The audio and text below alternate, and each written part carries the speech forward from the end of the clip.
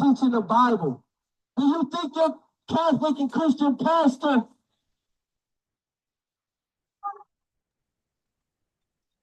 sister, you need to repent and keep the commandments? You look like you might be an Israelite from the tribe of Issachar. You need to repent and keep the commandments, right? And stop with all the haughty looks and take off all of the immodest clothing.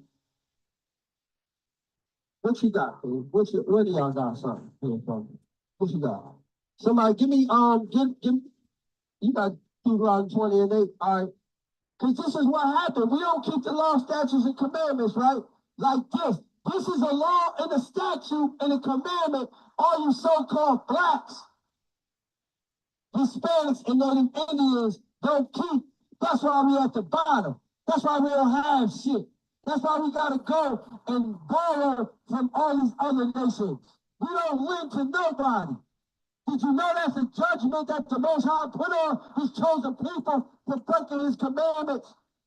Read, kid. The book of Deuteronomy, chapter 20 and verse 8. And the officers shall speak further unto the people, and they shall say, what man is there that is fearful and faint-hearted? Let him go and return unto his house. Salaki, I'm in Exodus in 28, right? But that right there, that scripture deal with a lot of you brothers too, man. A lot of you brothers is out here turned out by America, and you are effeminate. Do you know that's crafty counsel? They want you soft. They don't want you to reproduce. Your seed is the chosen seed line. If we wasn't the chosen seed line, we would have never had a Margaret Singer, and we would have never had a Planned Parenthood, man. Get that in your head, man. Your seed is the royal seed, chosen by God.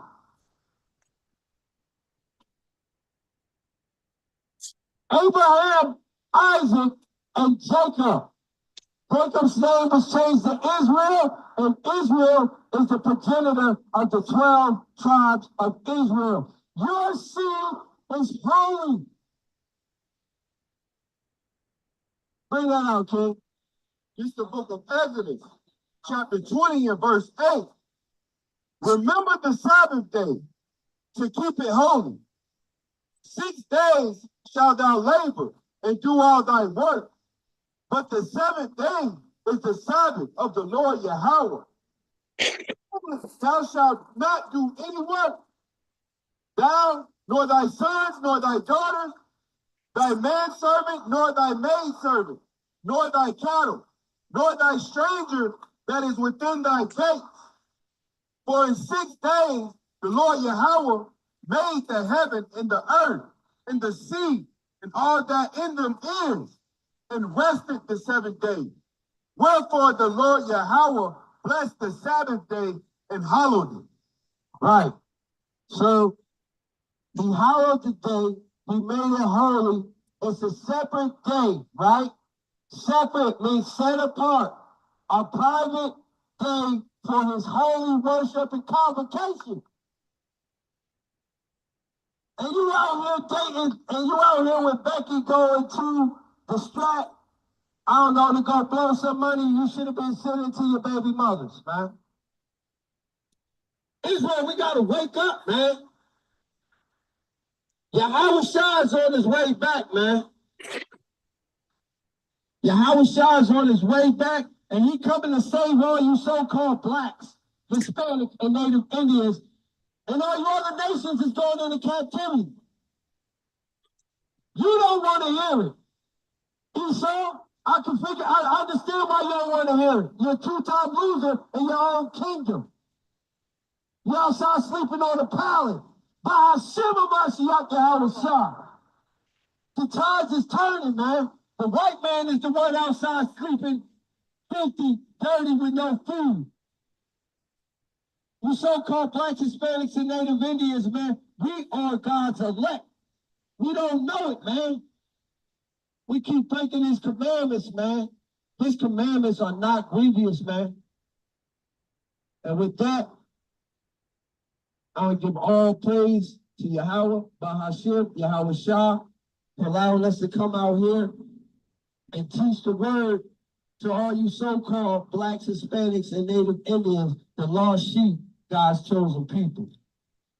Come.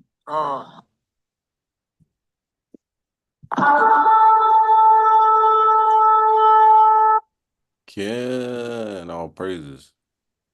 All of our brothers at WFI. All right, so welcome. All right, welcome. This is Shabbat class. Get myself together here. HOI Philadelphia.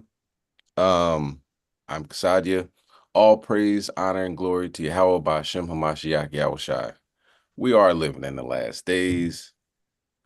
And we're going to talk about the current events. You know what I'm saying? The current events that's transpiring in and around the earth, because it's even outside the earth. Okay, we got different things happening with the sun, different things happening with the moon, comets, asteroids, whatever you want to call them, popping off in these last days. So we're going to get started without further ado. If everybody can keep their phone on mute during the course of the lesson, that would be great, because we are live streaming. No need to have your whole entire conversation live streamed on the internet. Okay. Kind of the water. Actually, the reason why I picked this background is because there's such powerful solar storms that are now coming towards the earth, hurling towards the earth, that it's going to cause northern lights. Those northern lights can be anywhere. You know, before, when we had strong solar winds, they would you can see them in Australia, New Zealand. You know, it goes pretty far down south, depending on what the clouds look like. Okay, so if we have clear clouds here in Philadelphia, New York, whatever, we could probably look up in the sky and see that, possibly tonight at camp. All right.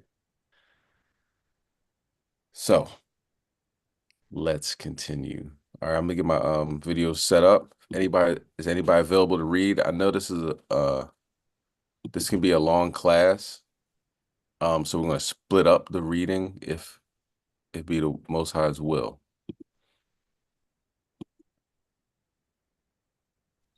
Come. Khan, the Water King.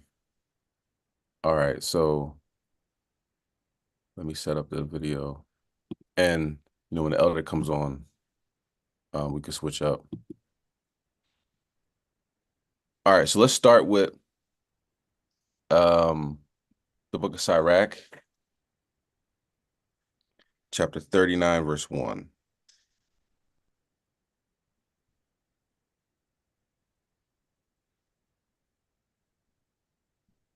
All right, so in these last days, we gotta find out what's going on. You know, trust in the Most High, read the scriptures, figure out where we lie in this whole entire conglomerate of prophecies that's being dropped upon us by the Most High. All right, let's bring that out. Sirach, chapter 39, verse 1. This is the book of Sirach in the Apocrypha, Ecclesiasticus, chapter 39 and verse 1. But he that giveth his mind to the law of the Most High, and is occupied in the mediation thereof, will seek out the wisdom of all the ancient, and be occupied in prophecies. So we meditating on this word, right? Meditating on the prophecies, focusing, all right, just being as focused as possible, so we don't fall apart. You know what I'm saying? Go back into the world. You know, we understand the time period that we're living in, that there's earthquakes in diverse places, pestilence. Somebody in California, I believe, got tested for the H1N1 bird flu, and you know, found to have it. which they call it bird flu for a reason. It's supposed to just deal with birds, but no. It's transferring over to people. Also, you know, you understand that the whole COVID situation is still has a variant. People are still getting it. So there's pestilence all around. Okay. And there's wars and rumors of You wars. tell me you was here last night. Oh, you was mad. Oh, hold on now. Hold on now. See, that's what we're talking about. Make sure you get on here. You turn your you mute your phone. All right. We live stream. We want to hear that throughout the ripple throughout the history of time. Okay. You be on the internet, you ain't going nowhere. All right. Hold on, let me put Yatai, you on here? I gotta put you on.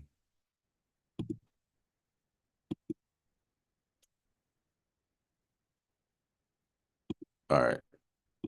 I know brothers might be at work or doing some things, so I don't want to put you on.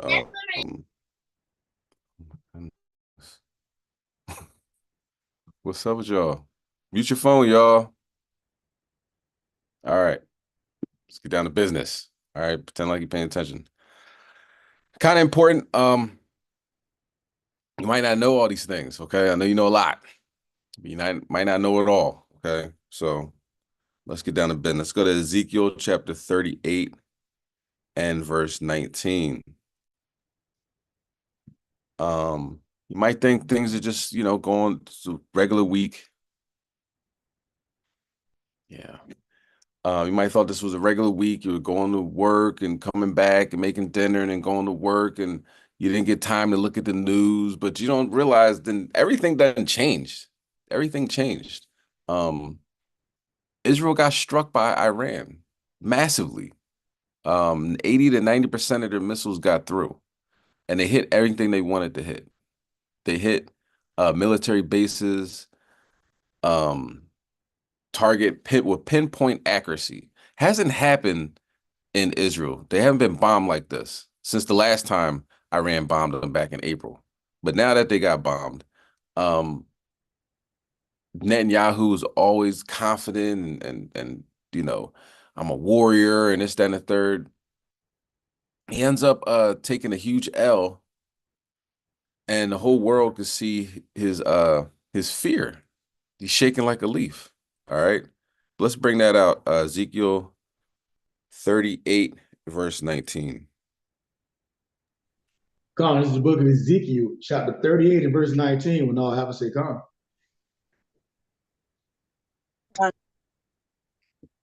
Con. Verse 19. For in my jealousy and in the fire of my wrath have I spoken.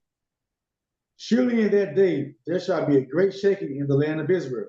Con. So literally is a great shaking in the land of Israel, because Netanyahu can't seem to contain himself when he's trembling with his hands.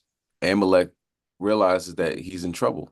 He even quoted the scriptures talking about Amalek has to be destroyed utterly, apparently not knowing that he's Amalek. All right, let's get Job 18, verse 14 on deck, and let's watch this video. You're gonna have to read too. So if anybody's driving and you just hear music, this is something that you're gonna have to read. And there's a couple of videos like that. You don't have to read, obviously, if you're driving, if you're distracted, if you're using a forklift right now, whatever, heavy machinery, don't read. You can read it later. This will be live streamed. It is being live streamed on HOI News YouTube channel. Okay, let's continue.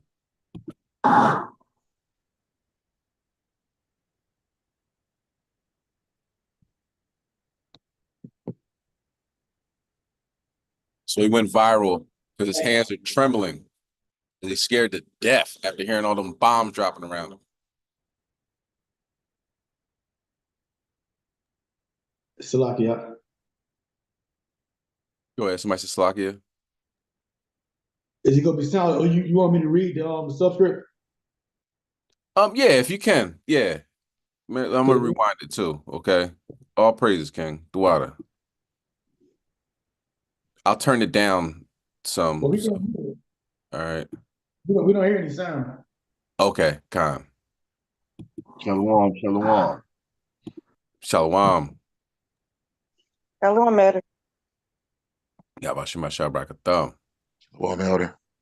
Yeah, shalom. Khan.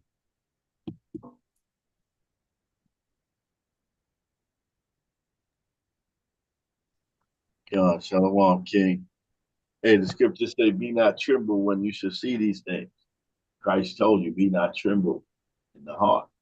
And you see all these prophecies come to pass, right? Because a lot of brothers and sisters, just real quick, give me Hebrews 12 and 27, right? It's not the time to be shaken, man, even though, no one is half the battle, like the scriptures say, no one is half the battle, or knowing anything is half the battle. You know these things are supposed to take place. Christ told you and he warned us. So you see these prophecies, this is not the time to get shaken in the spirit, right? Read that, Hebrews 12 and 27. Come, this is the book of Hebrews, chapter 12, verse 27. They'll all have to come. God. 27. And this word, yet once more, signifies the removing of those things that are shaken, as of things that are made, that those things which cannot be shaken may remain. Right. So those things which we cannot be shaken. Start at the 26th verse, King. So those things that cannot be shaken will remain. So now are you on strong foundation, right? Are you on the solid rock that Christ said that when the flood comes, are you going to drown away with the flood, or are you on solid rock? It's the testing period now. But he's shaking everything now. That's why you see all these so-called idols now. He's shaking now, they're being taken out of the way. Because now he's going to find out who is the ones that's not going to be shaken when these times come. And the way you not be shaken is by knowing the prophecy and keeping the statutes and commandments. Read, King, on the 26th verse. Come, verse 26. Whose voice then shook the earth, but now he has promised, saying, yet once more I shake not the earth only, but also heaven. See that? So he says he's not going to shake the earth only, but the heaven. So what you're seeing now is the heavens being shaken. What is the heaven? The stars of the heavens shall be shaken. You see in P. Diddy, and you've seen a lot of these cats being taken out of the way. Now they're starting shaking up and shaking the heavens. People that's living in a heavenly state are starting to shake it. That's what you're starting to see now. So we can't shake with them while they shake. We got to stay firm, right? Because it's our time to rise. Come on, read on out. Come, and 27. And this word, yes, once more, signifies the removing of those things that are shaken. We signify the things that's not on solid ground. It's not of him. Being removed now, taken out of the place. Read. As of the things that are made. Come on. That those things which cannot be shaken may remain. Those things cannot be shaken that's remain. Those things that's in the word is not supposed to be shaken. The brothers and sisters that's in the word. Come on. 28. Wherefore we're receiving a kingdom which cannot be moved. We're receiving a kingdom which will not be moved. Read on. Let us have grace. What time is it supposed to give us haircuts? Right. Whereby we may serve God acceptably. With Hold on. Who's that? Mute your mic. Mute your mic, King. Mute your mic. Read that again. The word is coming out. Read that again. God. Let us have grace, whereby we may serve God acceptably with reverence and godly fear. See that? With reverence and godly fear. Oh, praise to the Most High. Hey, I gotta mute your mic, man. And the word is coming out. All right, shalom. Khan, throughout the elder.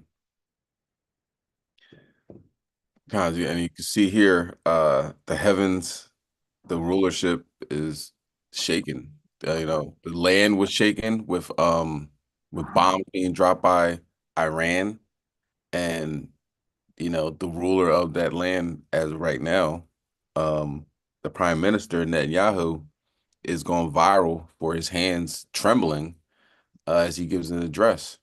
and you know the whole world's mocking him because he gets in front of the camera. And he's like, "Oh, we're gonna kill everybody," and you know Israel has a right to defend itself, and we're the God's chosen people. But he's like, "Where you know people are like, where's your faith in God now?"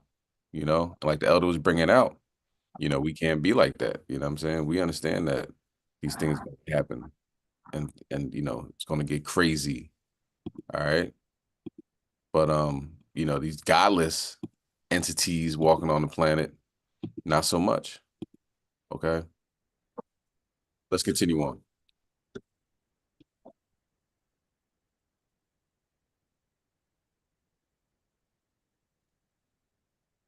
Now, if you want to read the captions, feel free, King. A particular moment during Israel PM's address after Iran attack has gone viral. During his speech, Netanyahu's hands appeared to be trembling, prompting varied reactions. A short clip has gone viral on social media, sites such as Twitter, now X, with multiple claims. The reason behind the tremble remains unclear. Some users interpret it as a sign of fear. Users on X who claim that Netanyahu was spooked are primarily supportive of Palestine and Hezbollah. X users subscribe screenshots and videos of the moment, generating a flurry of comments and speculation. It's him getting mocked throughout the on the internet.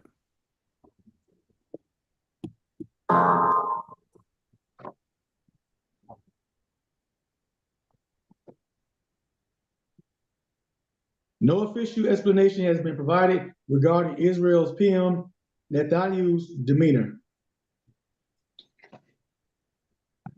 Netanyahu, during his speech, had warned Iran of a response following missile attack on Israel.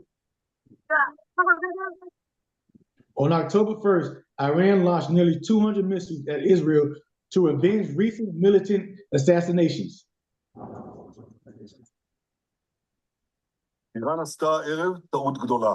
Iran made a big mistake tonight, and it will pay for it. לא מבין את נחישותנו להגן על עצמנו Not understand ולשמאל לאויבינו. I return retaliate.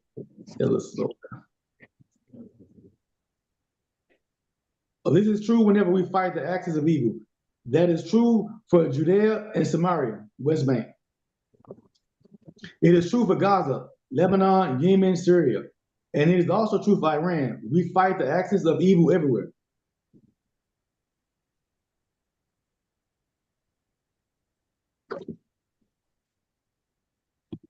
Main man was shaking like a leaf, scared.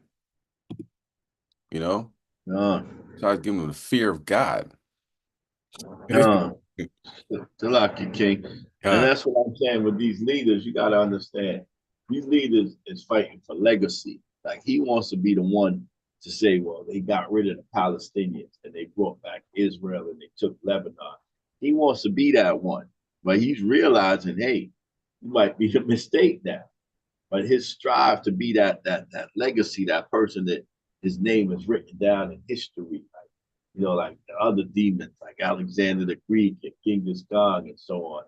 These is what these guys is trying to do. He's trying to bring back Israel and have total control over that Middle East, and it's not going to work, right? It's not going to work, King. He's going deeper and deeper in the hole. They said, was you the one that brought out, I think it was you, that brought out that they attacked Russia. They attacked a certain position in Russia, a certain area that was giving Iran weapons.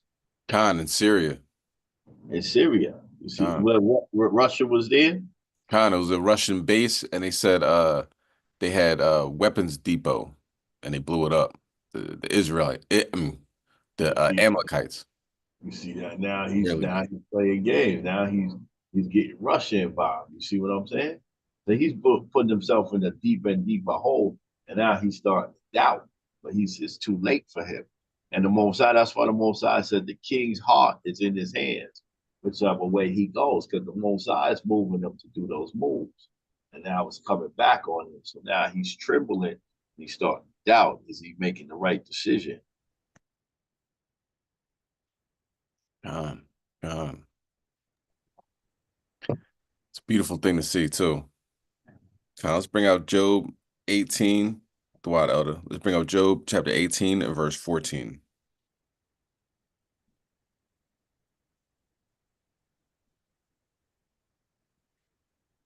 And they're being isolated as well. We're gonna talk about that isolation that they didn't have in April. April, everybody, Bahrain and the United Arab Emirates, Saudi Arabia, everybody was on board to go against Iran. And now since they're seeing how Iran is a formidable opponent, meaning like they're not a pushover.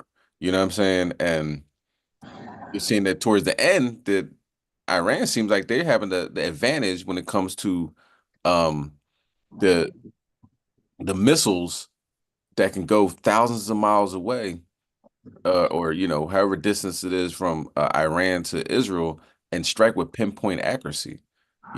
When Israel retaliated, they didn't have it wasn't that much of an effect. It was these little drones, wasn't major an attack on Iran. It was kind of like just to save face. And now that Iran can throw 200 missiles at them and strike 80-90% of their targets, it seems like everybody else is kind of like backing up. I'm gonna be with Iran. Selassie King. Iran is like this because Iran made a statement, tell the UN, tell nobody else to jump in. So it's like it's like how you fight it. They tell it, yo, just let us go one on one. Let us go one on one, and we don't jump in. Tell everybody else to back off and let us go one on one. You feel what I'm saying? Because but they shot them bombs, and it was the United States and other countries that kind of deflected them bombs, but they shot it off. So they really just say, let us go one on one, and let's see who really gonna work. You don't jump in. We ain't gonna tell Russia and China to jump in, and you don't jump in. United States, let us go one on one. Khan. And Israel doesn't want that because they know they're gonna get trashed. So what they're doing is they're shooting missiles in Yemen, in Syria, Lebanon, Gaza, any place they can think of to get everybody all riled up. So they know America's gonna come and help them. You know what I'm saying? Because America needs Israel, Israel needs America, because they have nobody else in the region to steal oil and to cause and destabilize the whole region. So right now, and also Netanyahu is at a point where he has so much legal matters and trouble that the minute he leaves office, he's going to go to jail. So it's in his best interest to keep going with these wars. So see how the Most High is pushing him and, to this brink, and he doesn't even know why. He wants to stay out of jail, but this is all part of biblical prophecy. All right. Let's bring that out. Job chapter 18 and verse 14. Here's the book of Job, chapter 18 and verse 14. His confidence shall be rooted out of his tabernacle, and it shall bring him to the king's terror, to the king of terror. So him usually being confident and, Israel can fight any war and nobody can touch us and this, that, and the third. When their missile defense system, the Iron Dome, got overwhelmed, and not even overwhelmed, it's meant to stop rockets, little Hamas rockets. But when you throw ballistic missiles into into the whole mix, you're not stopping that. You know what I'm saying? Those missiles go up in the daggone stratosphere, and then that's why you can see in the video they're coming from almost like a vertical angle. They're coming from damn near space to blow up their targets, hit with pinpoint accuracy. You know what I'm saying? So normally confident, not so much now. Go ahead, read the next verse. Verse 15. It shall dwell in his tabernacle, because it is none of his. Brimstone shall be scattered upon his habitation. So when you look at when those missiles drop, you know what I'm saying? I'm reading the reports saying that it smells like sulfur. Okay, so that is brimstone. You know what I'm saying? And the old school bombs were made to have that type of material inside them. Okay, so now let's go to Obadiah chapter 1, verse 7. We'll talk about the other people in the region. So this is Israel's being isolated. You know, they had I don't want to say friends, but they had allies. They don't have allies right now. Their ally right now is the United States and Britain. Okay, everybody else is saying, no, we're not getting involved. We're neutral. But let's watch the video regarding that. This is all, you know, part of prophecy. Saudi Arabia, Qatar, the United Arab Emirates, Bahrain, and Kuwait have declared their neutrality to Iran in its conflict with Israel and will not allow the US to use their air bases against Iran. Just a day after Iran's missile attack, Saudi Arabia's foreign minister meets with Iran's president, declaring that Saudi Arabia wants to permanently close the chapter on our differences. Yesterday, Saudi FM Faisal bin Farhan also made it unequivocally clear in the FT. Saudi Arabia will push for an independent Palestinian state with East Jerusalem as its capital and won't establish ties with Israel without this condition. Israel says its soldiers. Slovakia. Okay, so that's a big blow to the United States because when they go out there to the Middle East and talk to these leaders, it's hey, Israel's pretty cool, right? You know what I mean? We'll give you money, we'll give you anything as long as you say, you know, Israel's a legit place, it's a legit state. Everybody realizes that, you know, 1948, just show up and say, hey, we're the biblical Jews, we're here. They all knew that was nonsense. That's why the Egyptian president said they'll never have any peace because the Jews left black and came back white. And people are like, well, I don't believe he said that. That's not, you know, where can you find that at? It's a Time magazine article. Look it up. You know what I'm saying? But the United States is always sending somebody over there to talk to the Saudis, you know, to pretty much legitimize Israel. And just like that, it all just fell apart. Now they're not allowed to use their bases. Not allowed to use their airspace, equipment, so forth and so on to go against Iran. They're saying you go right ahead, take care of business. Okay, let's bring that out. Obadiah chapter 1 and verse 7. This is the book of Obadiah, chapter 1. Well, chapter 1 and verse 7. All have to say, "Come." God. Verse 7. All the men of thy confederacy have brought thee even to the border. The men that were at peace with thee have deceived thee and prevailed against thee. They that eat thy bread have laid a wound under thee. There is none understanding in him. So all these people that you know, you look at the Confederacy, you know, the enemies of God, you know, they all get together and you know, make plans to destabilize the region and the world, are turning their backs on the wicked, turn their backs on Amalek, and turn their backs on Esau, you know, running Babylon. You know what I mean? The daughter of Babylon. No. Hey, Shalak, real quick. Yeah. Shalak, that right there is a tremendous blow. I'm gonna tell you why. Right? Saudi used to depend on America for nuclear weapons and weapons to protect them from the other Arab nations. So it was a time, they say, where Saudi would just write a check $60 billion and give it right to America because they needed them weapons, and America's economy would boom just based on that. It's based on Saudi being able to write them a check for $60 billion. You see what I'm saying? But now the Saudis have figured out that Russia and China can supply them with them weapons. They're not as confident in America now. So now America needs a space. That's why when America went into Iraq the first time, they had all those bases where they can fly their ships to Iraq from Saudi Arabia.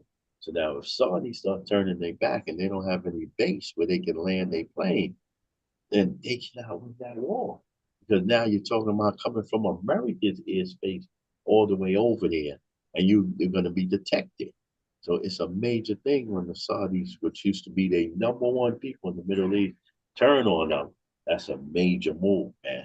That is a major move.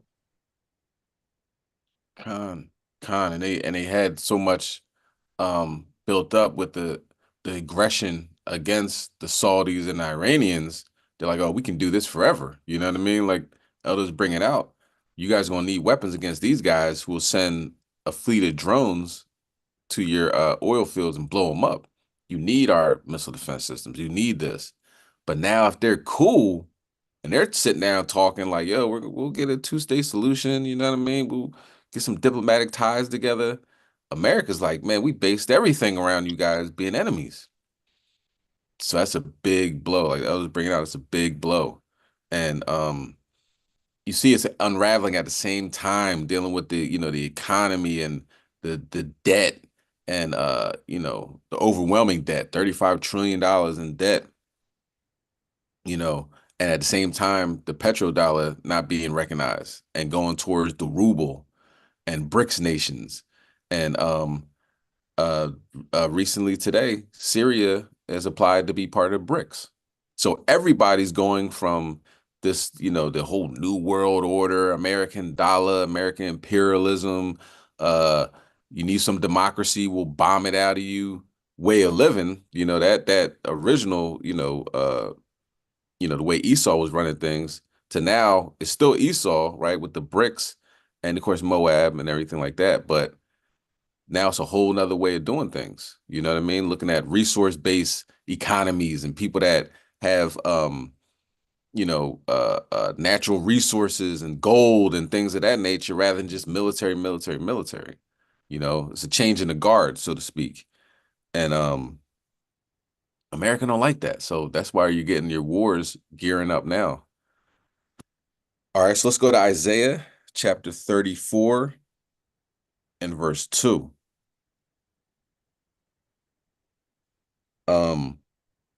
The thing about the Israeli army, right? They're built upon weaponry, missile defense. That's their big thing, having that iron dome where they could strike somebody and people can't strike them back. Now they're able to be, hit. You saw that with the Iranians throwing those missiles. Now it's time to get in the mix, you know what I'm saying? So they went into Gaza and tried to get Hamas, but they can't fight. Let's be honest. These dudes cannot fight. You know what I mean? You know, uh, Esau is a cunning hunter, right? But Ishmael's a wild man. You know what I'm saying? And they built their entire life while they were while these Israelis were in there, doing the God knows who, Lord knows what, you know what I'm saying? In Pink City, Tel Aviv, having their homosexual parades and gearing up for stuff like that.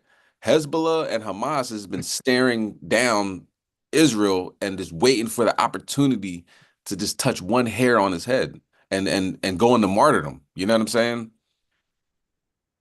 Now they have the opportunity to go fight hand in hand, and they're getting destroyed. They got destroyed by Hamas, who's still fighting, who's still throwing rockets, even though they've been blowing up the civilian population and all the buildings and the hospitals and stuff. They're still fighting.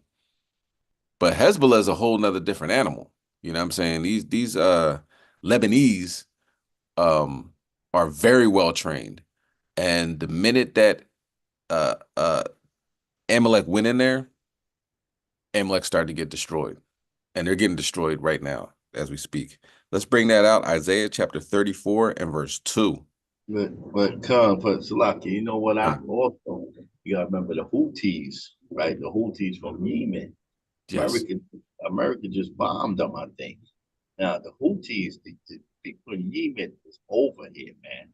They the ones that really got a lot of them Arab stores. So now you think they just gonna allow America to just bomb them like that, bomb their country, and they don't start rocking and rolling over here, man? That's why the scripture says terrorists should make them afraid on heavy land. Because that's gonna be big too. A lot of people now watching that. I actually walked by a bunch of them. They look like Houthis. Not to be racist or anything, but that's what they looked like. You know what I mean? They looked like they were having a meeting. You know what I'm saying? I walked by them. There's about 4 or 5 of them outside this pizza shop that they own. They're having a meeting. They down low, like talking like, yeah, so we're gonna do this. So that's gonna make, yeah, I noticed that. So if Esau walked by, like, I wonder what they're doing. You know, Esau's all in everybody's business. What are they talking about? I'm gonna call the police. Look like they're about to do a terrorist attack. So that's gonna be, yeah, on this shore. I can imagine what it's gonna be like in a little bit when everything starts gearing up and there's bombs being dropped all over the place. Then they're gonna start fighting over here. And those are the people that maybe aren't doing anything, but there's going to, like the elders bringing out, cells that are going to be activated that are going to go in the middle of a crowded place and let off. What's They king?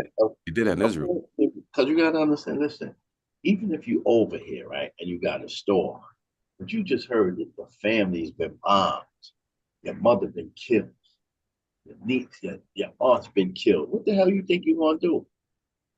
You're just gonna sit back and allow that just because you're in America. You understand? So that's how it's gonna jump off over here, man.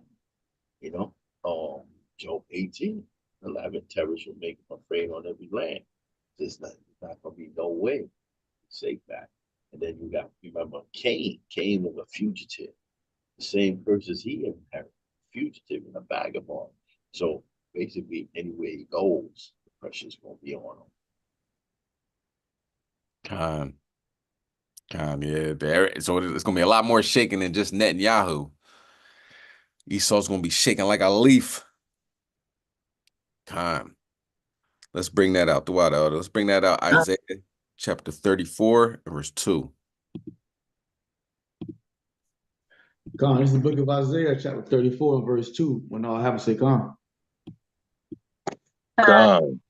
Verse 2. For the indignation of the Lord is upon all nations, and his fury upon all their enemies, like all their armies. He hath utterly destroyed them. He has delivered them to the slaughter. So he's setting these dudes up, man. They just came in, and you look at it, they're not prepared. Do you know what I'm saying?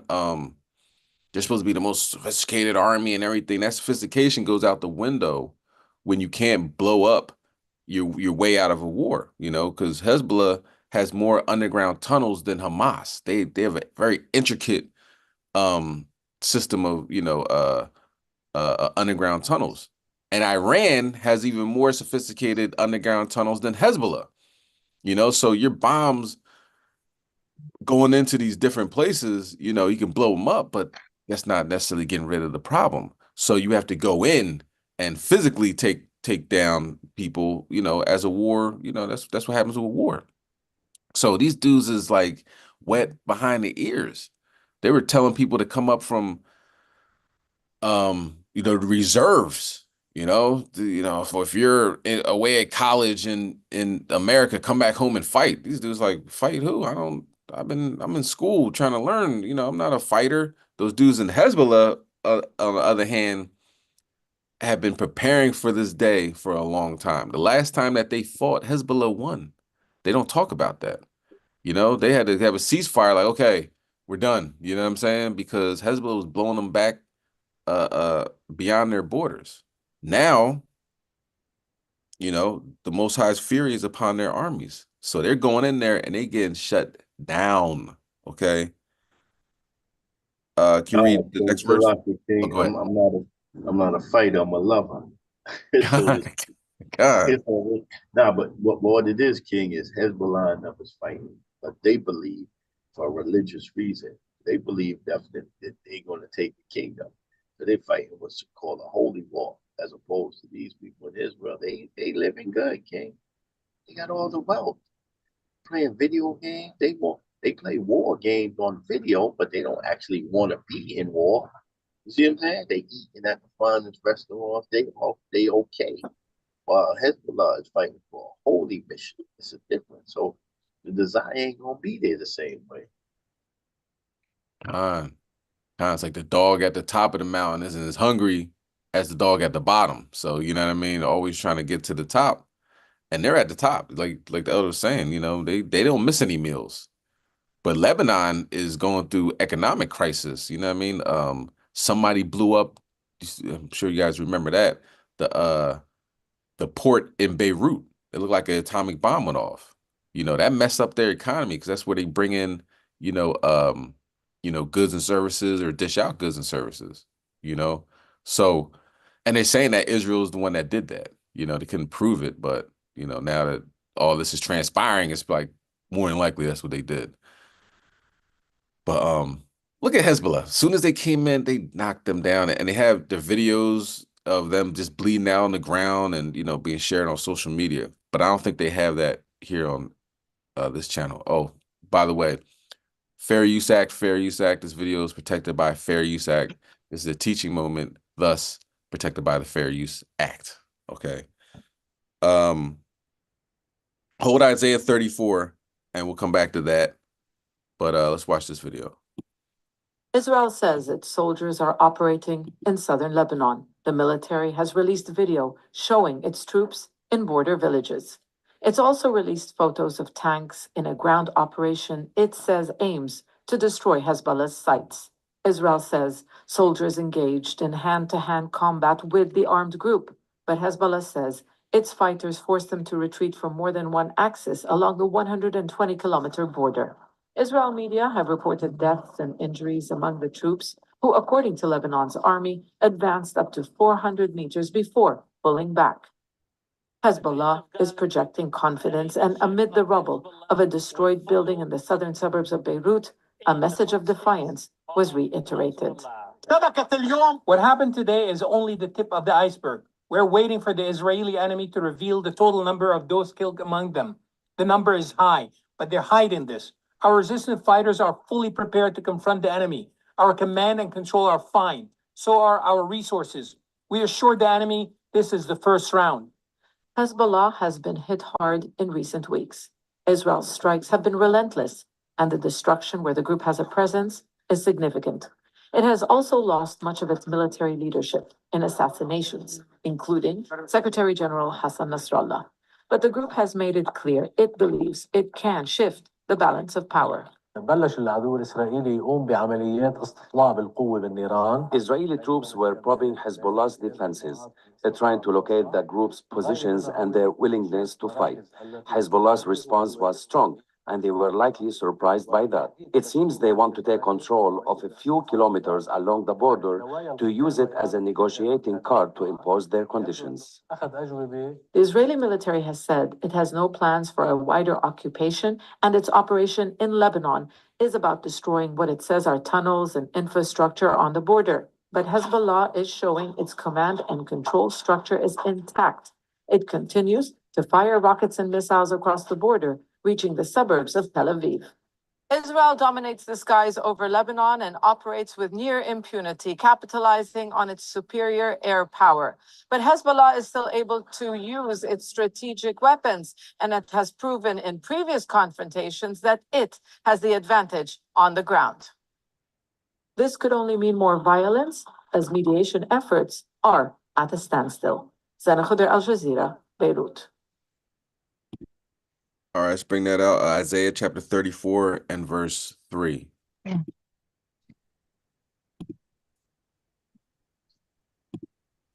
Come. This is the book of Isaiah, chapter 34 and verse 3. Their slain also shall be cast out, and their stink shall come up out of their carcass, and the mountains shall be melted with their blood. So can't show the video, on here without getting strikes and all that, so forth and so on. But you can imagine, you know what I'm saying? They're taking them out. I don't say one by one. They're taking them out in droves. And, one video was about 20 of them hiding behind a wall. And I don't know what they used. It was a drone or a rocket or something, but them dudes, scattered all over the place when that blew up. Another video, it was probably about 3 of them, 3 or more. And same thing, a rocket from somewhere, perfect, precise, targeted Amalek. And one Amalekite was on the ground, he was like, I mean, it's like his body was convulsing because of that, the violent impact. But I guess that's how bombs, if it doesn't kill you right away, that trauma, you're just shaking. So Ishmael's enjoying that. You can imagine, the comments and the shares and the likes and the repost of Amalek finally coming out they tunnel, and there are holes in the ground, they're underneath their synagogues, and running into some dudes that are about that life. So they had to retreat. You know what I mean? They're not talking about that they don't talk about that on CNN and MSNBC. Let's continue on. Let's get 2nd Ezra chapter 15 and verse 16. Like they said, they have air superiority. You know what I mean? They have American-made F-35s. They can just kind of like float in the air and, take off. They're very well established fighter jets. That's the best that America has to offer. Now, that's not saying that Russia doesn't have anything either.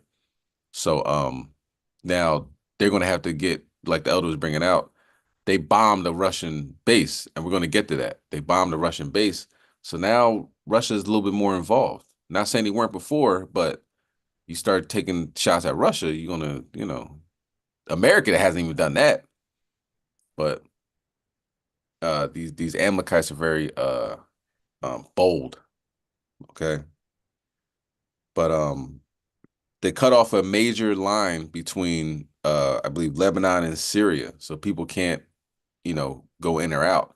So that's going to be that was very militarily very strategic on their part. We'll see what happens after that. Let's go to 2nd Ezra chapter 15 verse 16.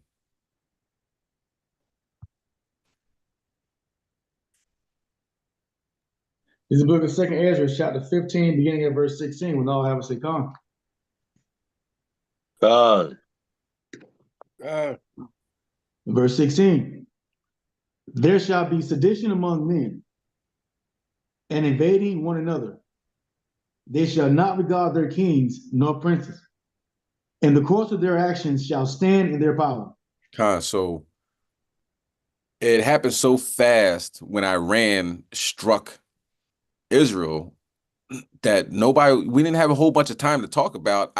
Israel invaded Lebanon. You know what I'm saying? It said in the last video, but that's major. You know what I'm saying? They invaded a sovereign country, trying to get those border towns under their control. So when it's time for the ceasefire, they have some leverage, But the Lebanese, or not necessarily Lebanese, but the Hezbollah has been pushing them back from those border towns.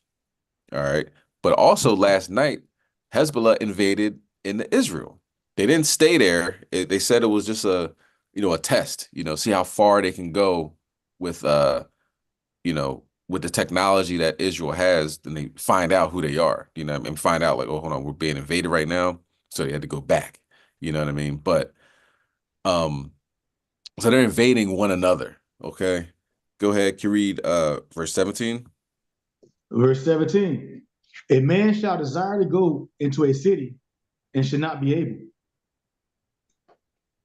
So we're about to get that this video of they can't even go into the next country because it was taken, I guess the one route or the main route was taken away.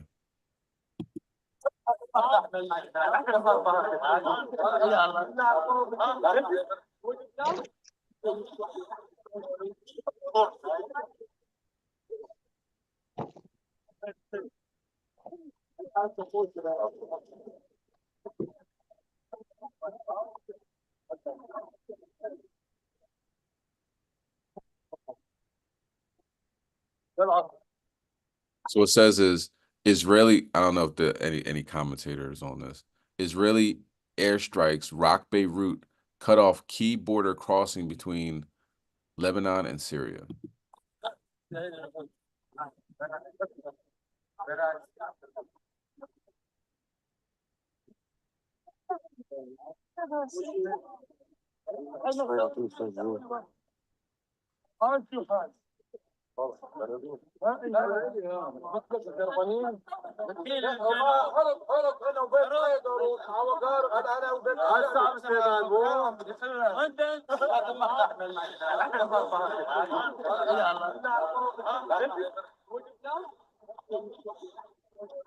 What they say?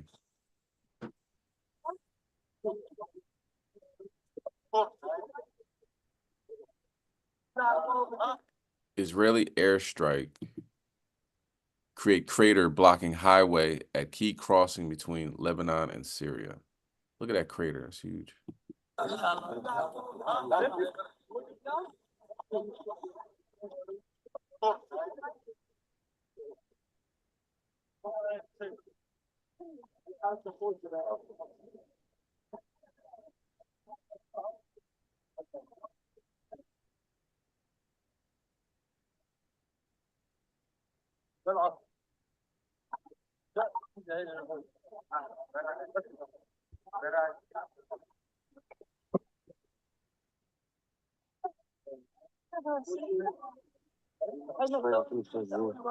think they looped it.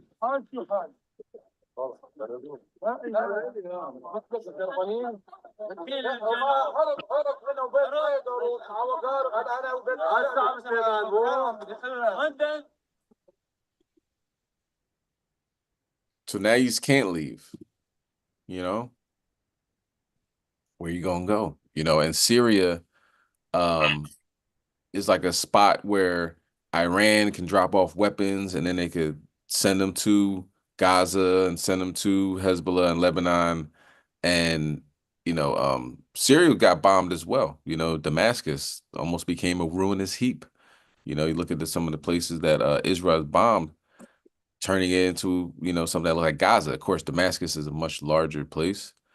I believe than Gaza. You know, it's a pretty large city, but couple nukes turned that place into a rubble. Okay. So these are some of the things that's going on internationally. Okay. Got a couple more international stories, and we've got some local stories that, you know, and outside the galaxy type stories. Okay, but just all kind of accumulate into the mind state that none of this stuff is normal. Do you know what I mean?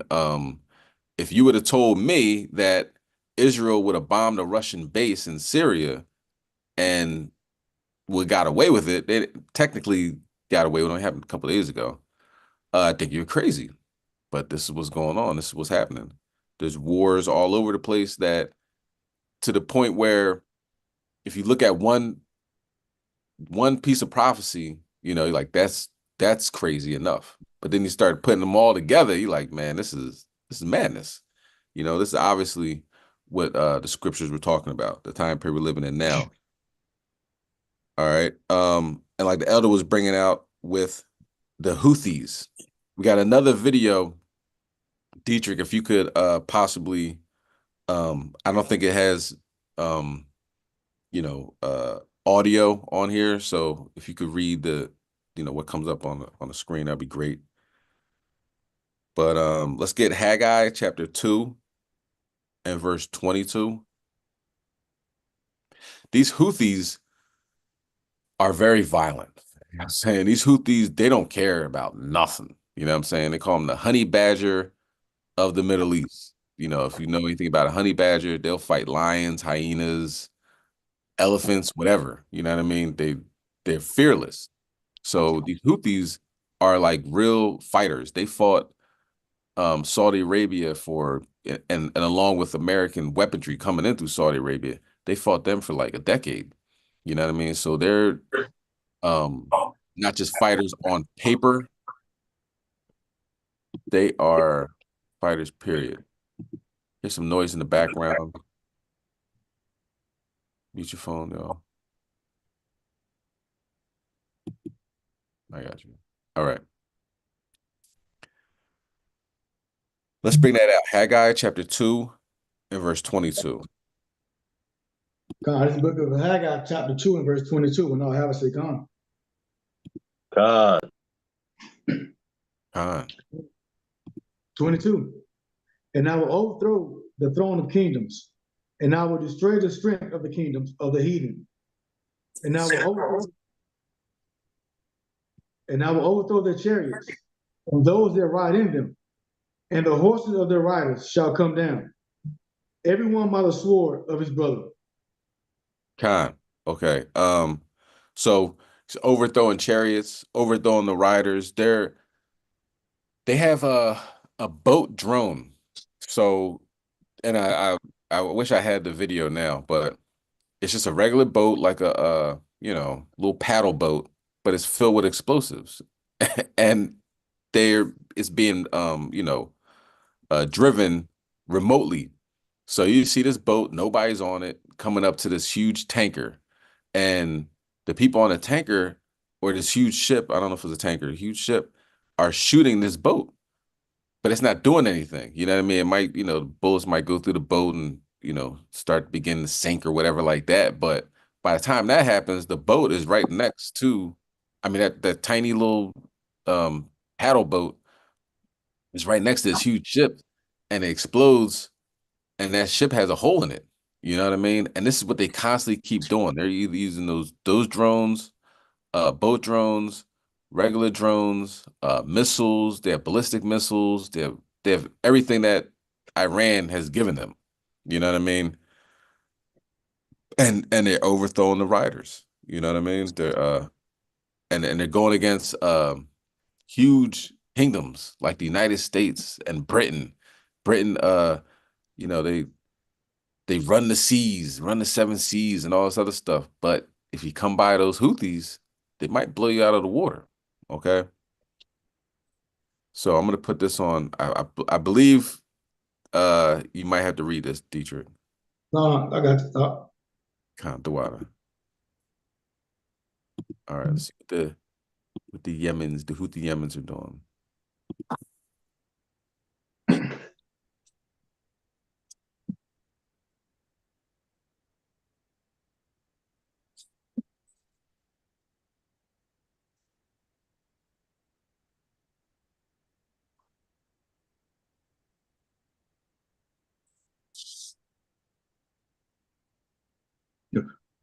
For Yemen government, Slaki.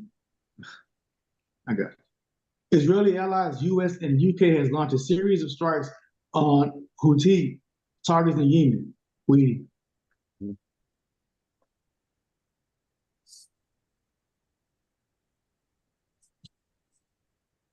Houthi media reported 7 strikes on Houdiya, Sana'a, and Shamar province. One strike hit the airport in Houdiya and Katabai area. 4 others hit Saya.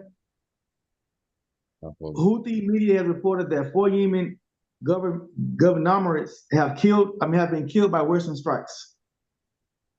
So also, as Houthis are bombing everybody in sight, America jumped in this thing and started really bombing on the Houthis, in Yemen. So these are different countries, you know what I mean? These aren't cities, these are countries that America's bombing. So this is, obviously manifesting into a world war because everybody's involved. You know what I'm saying? If Russia's getting struck in Syria, Russia's in Syria because they're invited by Syria. Syria's getting struck, right? A whole nother country, by the Israelis, Amalek.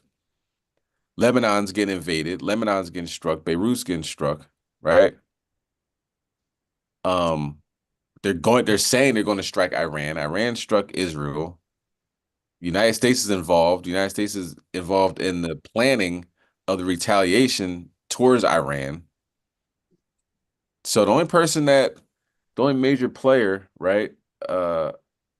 India said they're riding with Lebanon, or Bangladesh, Shalaki said they're riding with Lebanon, which is pretty much India. The other Middle Eastern countries saying they're staying out of it, but America's not allowed to use any of their bases, and they're staying out of it for now. Egypt said they're riding with Lebanon. So everybody's putting their hat into the ring. It's called World War III. Oh, and also, it's not just America that struck Yemen. Britain was involved too. So take with that as you will. This is a lot of stuff going on and a lot of countries involved. Let's continue.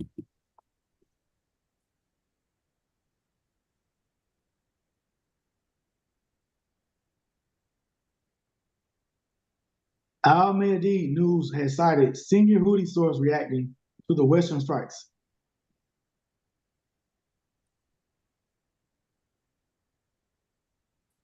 Rays would not neutralize weapons of Yemen. Responses will keep coming. Houthi source. Yeah, they said we're gonna keep going. We're not stopping.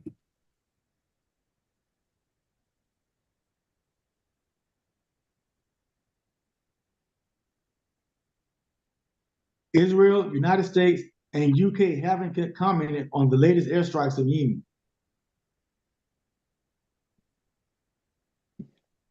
Strikes come hours after Houthis release a video of blowing up UK oil tanker. Get that.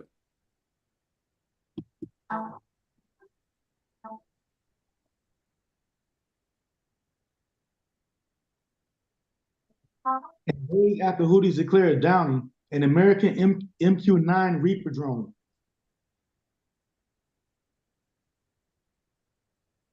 Since October 7, 2023, Houthis have targeted ships linked to Israel in West and Red Sea.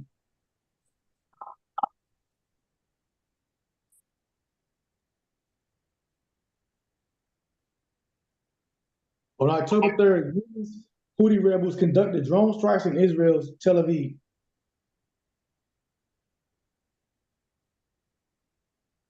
Israeli military reported intercepted a suspicious aerial target over central Israel. After Iran's attack, Houthi forces claimed to have fired cruise missiles at Israel. Subscribe to our YouTube. All right. So they're blowing up UK tankers, downing American Reaper drones, and shooting ballistic missiles at Tel Aviv and drones. So they got a lot going on over there in Yemen. Okay. And you know, once everything like really, so Israel's supposed to strike Iran along with the help of the United States. So they're saying, are they going to strike the nuclear facilities? Are they going to strike military facilities? They're trying to figure out how they can do this without causing too much of a problem with Iran. But Iran said, if you strike us, we're going to strike back. Now we understand Iran said that last April, and once Israel retaliated, Iran said, oh, it wasn't that bad, so we'll leave you alone. You know, this time might be different. This time we might not go back to just tension. It might be all out war. Okay. Let's go to Job chapter 20 and verse 22.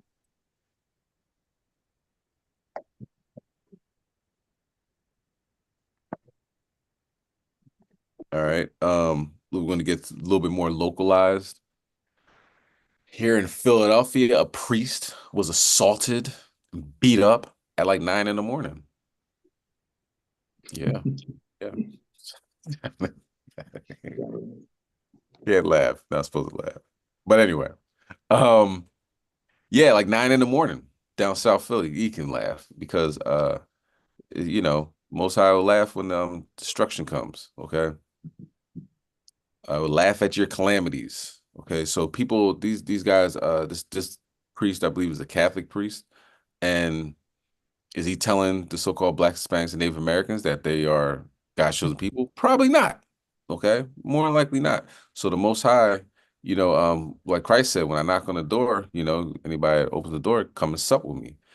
Not everybody's getting that, you know, that close connection of the knock on the door. Some people got to knock on the door, and it's an ass whooping. So, you know, part of my language. And this is what happened to him. Let's bring that out. Job chapter 20, verse 22. Come. This is the book of Job, chapter 20, verse 22. And all have a say, come. Khan. Verse 22. In the fullness of his sufficiency, he shall be in straits. Every hand of the wicked shall come upon him. So it's obviously that the hedge that was around him is null and void because somebody knocked on that door and then knocked his head off. All right, let's get Psalm chapter 50 and verse 16, but we're gonna watch this video. All right.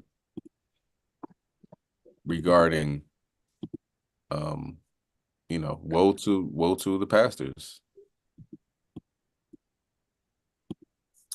A South Philadelphia pastor is recovering after being brutally attacked in his own home, just steps away from the church where he serves. He says the man who left him bruised first banged on his front door, then kicked it in until he made his way inside. Action News reporter John Paul spoke with the pastor tonight and has more on exactly what happened. Crazy, it's insane. You know, the world we live in today is sad. You know, a church, a pastor. Reaction tonight after the pastor at St. Maron's Maronite Catholic Church in South Philadelphia was beaten on Wednesday. According to police, a man started banging and kicking on the pastor's door on Ellsworth Street around 9:30 in the morning. Eventually, the man damaged that door, pushed his way in, and started to attack the priest before he ran off. I texted my landlord and said, Father got beat up. He said, well, let me get dressed and go over there. I said, I think he's in the hospital. Rita Vienna Zindes has known that pastor for years and was stunned to learn about the attack. He's a young, vibrant, nice man. This afternoon, we were there when she saw the pastor for the first time since the attack. He's now walking with a cane. He agreed to talk to us about what happened. I would like to make it clear to everyone, South Philadelphia is very safe. It's a safe area. This incident was targeted, and it's in the capable hands of the police department. So what was you doing that they done target you and not, you know what I mean? Now, in the past, it was a journalist, right? He was a journalist for the LGBTQ WXYZ. Like sympathizer or whatever like that. And somebody is down South Philly. They knocked on his door. There's no signs of forced entry, and he got killed. Come to find out, he was molesting young Jake in the neighborhood. And young Jake got older and said, I'm going to take care of, I'm going to give you that same pain that you gave me. And he shot the guy, I think 7 times, right? So it leads me to believe, this pastor, what was he doing, you know what I mean, to get a knock on the door at 9:30 and beat the smithereens, Most High willing that information will come out, but until then, we'll assume that whatever he was doing wasn't in line with how about Shem Yahushai. Okay, in every hand of the wicked shall come upon him. Every hand of the troublesome shall come upon him. Let's bring that out. Psalm chapter 50 and verse 16. Come on, this is the book of Psalm chapter 50 and verse 16. But unto the wicked God said, what hast thou to do to declare my statutes, or that thou shouldest take my covenant in thy mouth? Like, what are you doing? You're what? You're a pastor. Says who? You read the words of God. Who told you to do that? So every hand of the wicked is going to be upon him. And yeah, South Philly, that area of South Philly, first of all, safety is an illusion. We understand that anything can happen at any time especially if you don't have Yahweh Shem Yahushua with you. So he might be in the safest neighborhood in Philadelphia, but that doesn't make him safe because the Most High God, got him touched, and best believe it's not over. All right, let's listen to the rest. And I am sure that justice will be served. I spoke with police about the attack today, and they're working to identify the attacker, saying that he was a man with gray hair and stock. Mute your phone or something. He build, last seen wearing a gray hoodie, black pants, and brown shoes.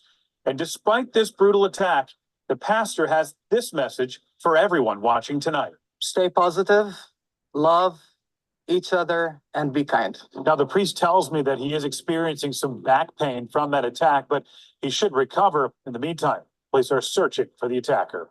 In South Philadelphia, John Paul, Channel 6 Action News. Okay, so now pastors are getting beat up in South Philly at 9 in the morning. Okay, so internationally, it's looking good. Domestically, looking pretty good. I noticed that. They didn't say whether he was black, Chinese, Arab, whatever. He just had gray hair. Okay. Might have been an angel. You know what I'm saying? Knocked the door. You can't even see his face. He's shining with lightning. But yeah, that's what happened one day in South Philly. All right, so let's get Deuteronomy 28 and verse 7. Because people are getting visited, people are getting knocks on the door. You know what I mean? People are getting see whether, getting weighed in the balance. See if you're found wanting. So it's best to do everything in your power to do the right thing, because these are the last days. Okay. And what does the scripture say? What does Jeremiah 23rd chapter? Woe to those pastors. You guys haven't been telling anybody what to do. I haven't been telling you how to get into the kingdom of heaven. And that's not his job anyway. All right. And those people are coming from Coatesville and Lansdowne. So people are coming from all over. Coatesville is about an hour away, if not more. South Philly, Lansdowne's not close. So people are coming from far and wide to go see this pastor. And what is he telling them? Pass the collection plate. You know what I mean? Or that God loves everybody. He seems more like that. God loves everybody. You're all getting into the kingdom of heaven. Not true. All right. Now, also here in America, white supremacists have been getting trashed as well. Okay. So from the pastors to the white supremacists, it's all downhill. You know what I mean? Judgment is taking place. All praise to the Most High. Let's bring that out in Deuteronomy chapter 28 and verse 7. It's the book of Deuteronomy, chapter 28 and verse 7. When all have a say, Con. Verse 7. The Lord shall cause thy enemies that rise up against thee to be smitten before thy face. They shall come out against thee one way and flee before thee 7 ways. So it's a beautiful thing, right? Here we are trying to follow the law, statutes, commandments to the best of our ability, following after the feast days, honoring our parents, loving our neighbor as ourselves, all that good stuff, right? So when you see something like this, where a whole group of white supremacists get locked up, and some of them, and half of them are on the run, so some of them are locked up in jail, and then the other half are, sleeping underneath of cars, trying to duck the law. It's a beautiful thing. All praise to Yahweh Shem Yahushai. And we're going to talk about it, because Lord knows these white supremacists, they come from just like Paul came from a long line of Pharisees. These white supremacists come from a long line of white supremacists. So here they are following after their ancestors' footsteps and getting booked, facing, I think the least amount of time is 10 years and the most is a life. Okay? Life in prison. Let's get 2 Samuel chapter 22, verse 38 on deck while we watch this video regarding the white supremacist overhaul. Salakia. Go ahead. What was that? You said 22:38? 2 Samuel 22, verse 38. With the arrest of 42 members of the San Fernando Valley-based white supremacist street gang, the Peckerwoods. You can't make that up. Why would they call themselves that? Do you know what I'm saying? Like, that's your name. You're gonna call yourself. We laugh at you, the Peckerwoods, but now they got their name, the Peckerwoods. You know what I mean? Let's continue. Indictment charges a total of 68 defendants with numerous federal crimes. And now our decision reporter Sid Garcia is live at the LAPD's North Hollywood station with the details and video of some of the arrests made today. Sid? Guys, it was the LAPD, the FBI, the DEA, and other police agencies that took part in the takedown today. As you mentioned, dozens of members of this white supremacist gang were taken down. And according to the feds, they committed more than just hate crimes. Taking the guns out of the hands of gang members, taking drugs off our streets, increases the safety and reduces the harm that these activities pose to our communities. The LAPD, FBI, DEA, and other law enforcement agencies announced today that they've taken down dozens of members of the notorious white supremacist gang, the Peckerwoods. The gang is based out of the San Fernando Valley. 29 federal arrest warrants were served this morning. 68 members of the gang were indicted on charges ranging from gun violations to identity theft.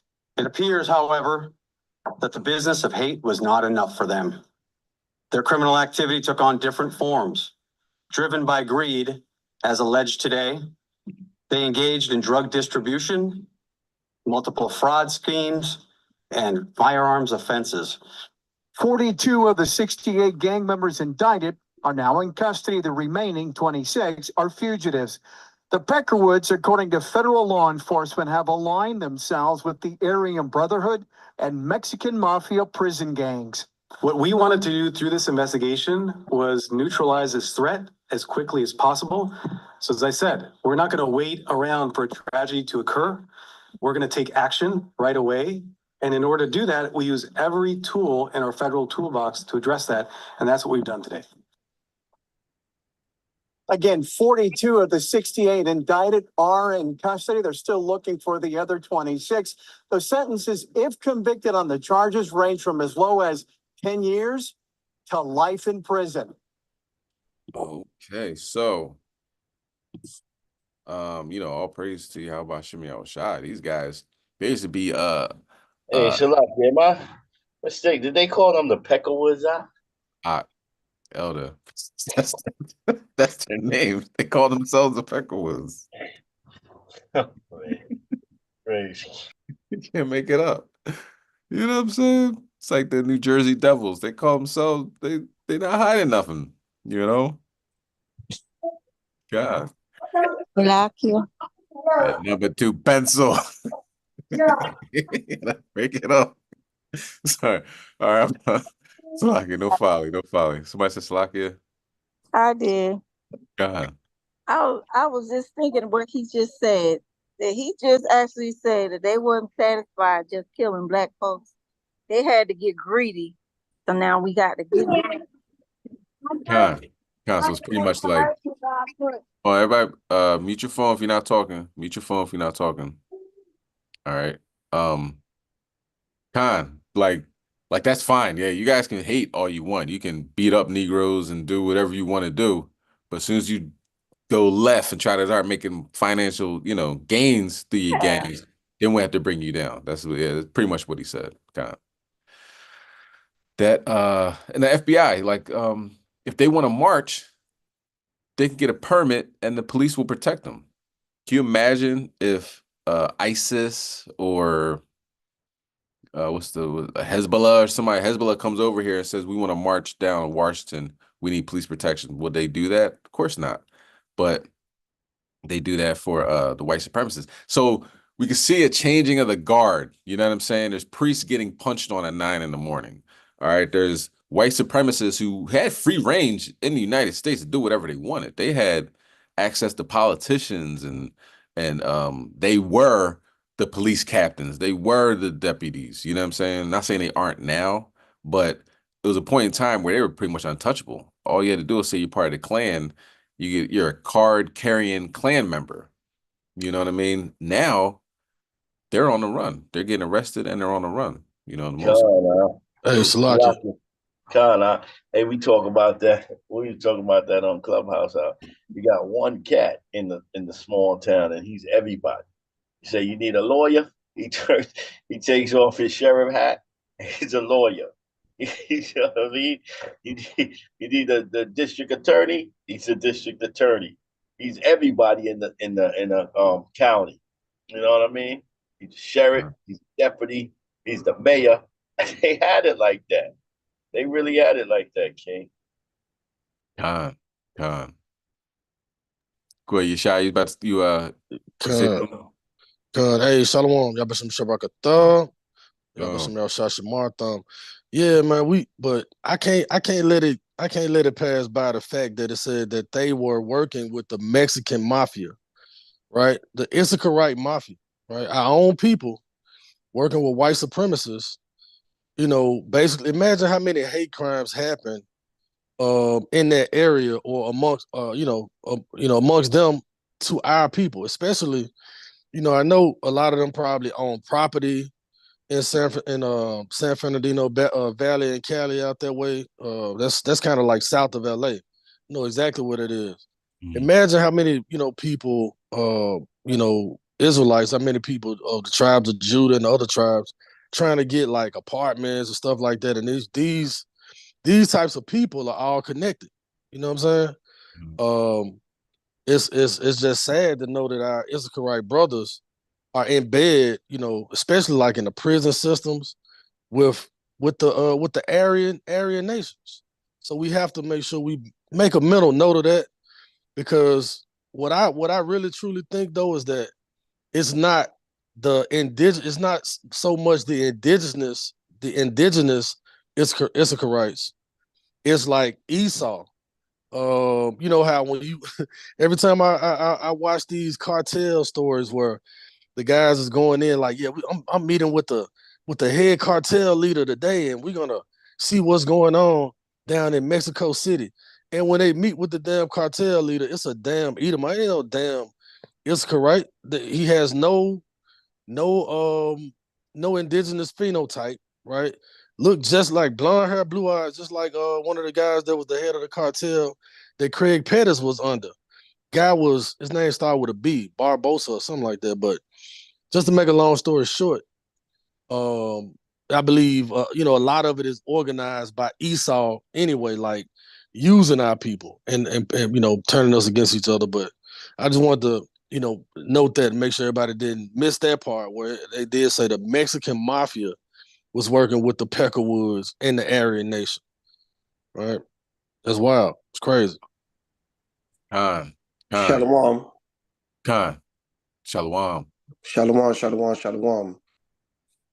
Yahaba Shema Shabakatam, Yahaba Shema Shalom. Shalom, everybody. Shalom, Shalom. Hey, you can't make this up, man. They call themselves the Peckerwoods. Yo, that is crazy. Man, and I just looked it up real quick while y'all was talking, right? It says Peckerwood. Peckerwood is the term for a woodpecker, which is used in the southern United States, and is also used as a racial epithet for white people, especially poor rural whites.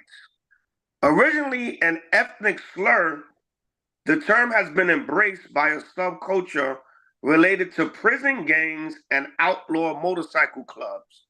Now that's very important because them Aryan Nation and biker clubs, they're racist as hell too. We know that, and a lot of them be the white supremacists. The term was in use as an inversion of woodpecker by the 1830s, with the sense referring to white people documented from the 1850s.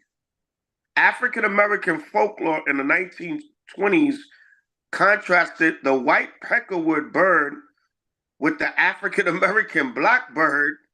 The word became a common term in jive, meaning, jive is like another word for hip slang talk. Right? So Jake was like, man, you ain't nothing but a peckerwood, man. You know that jive talk, you know what I'm saying? But it's crazy how these devils are a bunch of degenerates, man.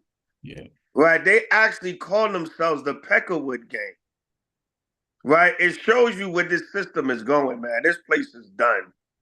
You know what I'm saying? Somebody get Psalms 64 and 8 real quick. Psalms chapter 64 and verse 8. God. They actually call themselves the Peckerwood Gang. You can't make this up. There's a book of Psalms, chapter 64, and verse 8, and all have it say come. Verse 8. So they shall make their own tongue to fall upon themselves. All that see them shall flee away. They're making their own tongue to fall upon themselves because you basically, the fact that you calling yourself a Peckerwood is like you telling on yourself. A lot of times these Edomites, the reason why they join these white supremacist organizations because they're white trash. Right? We just read where it says Peckerwood was it was more so towards poorer so-called white people.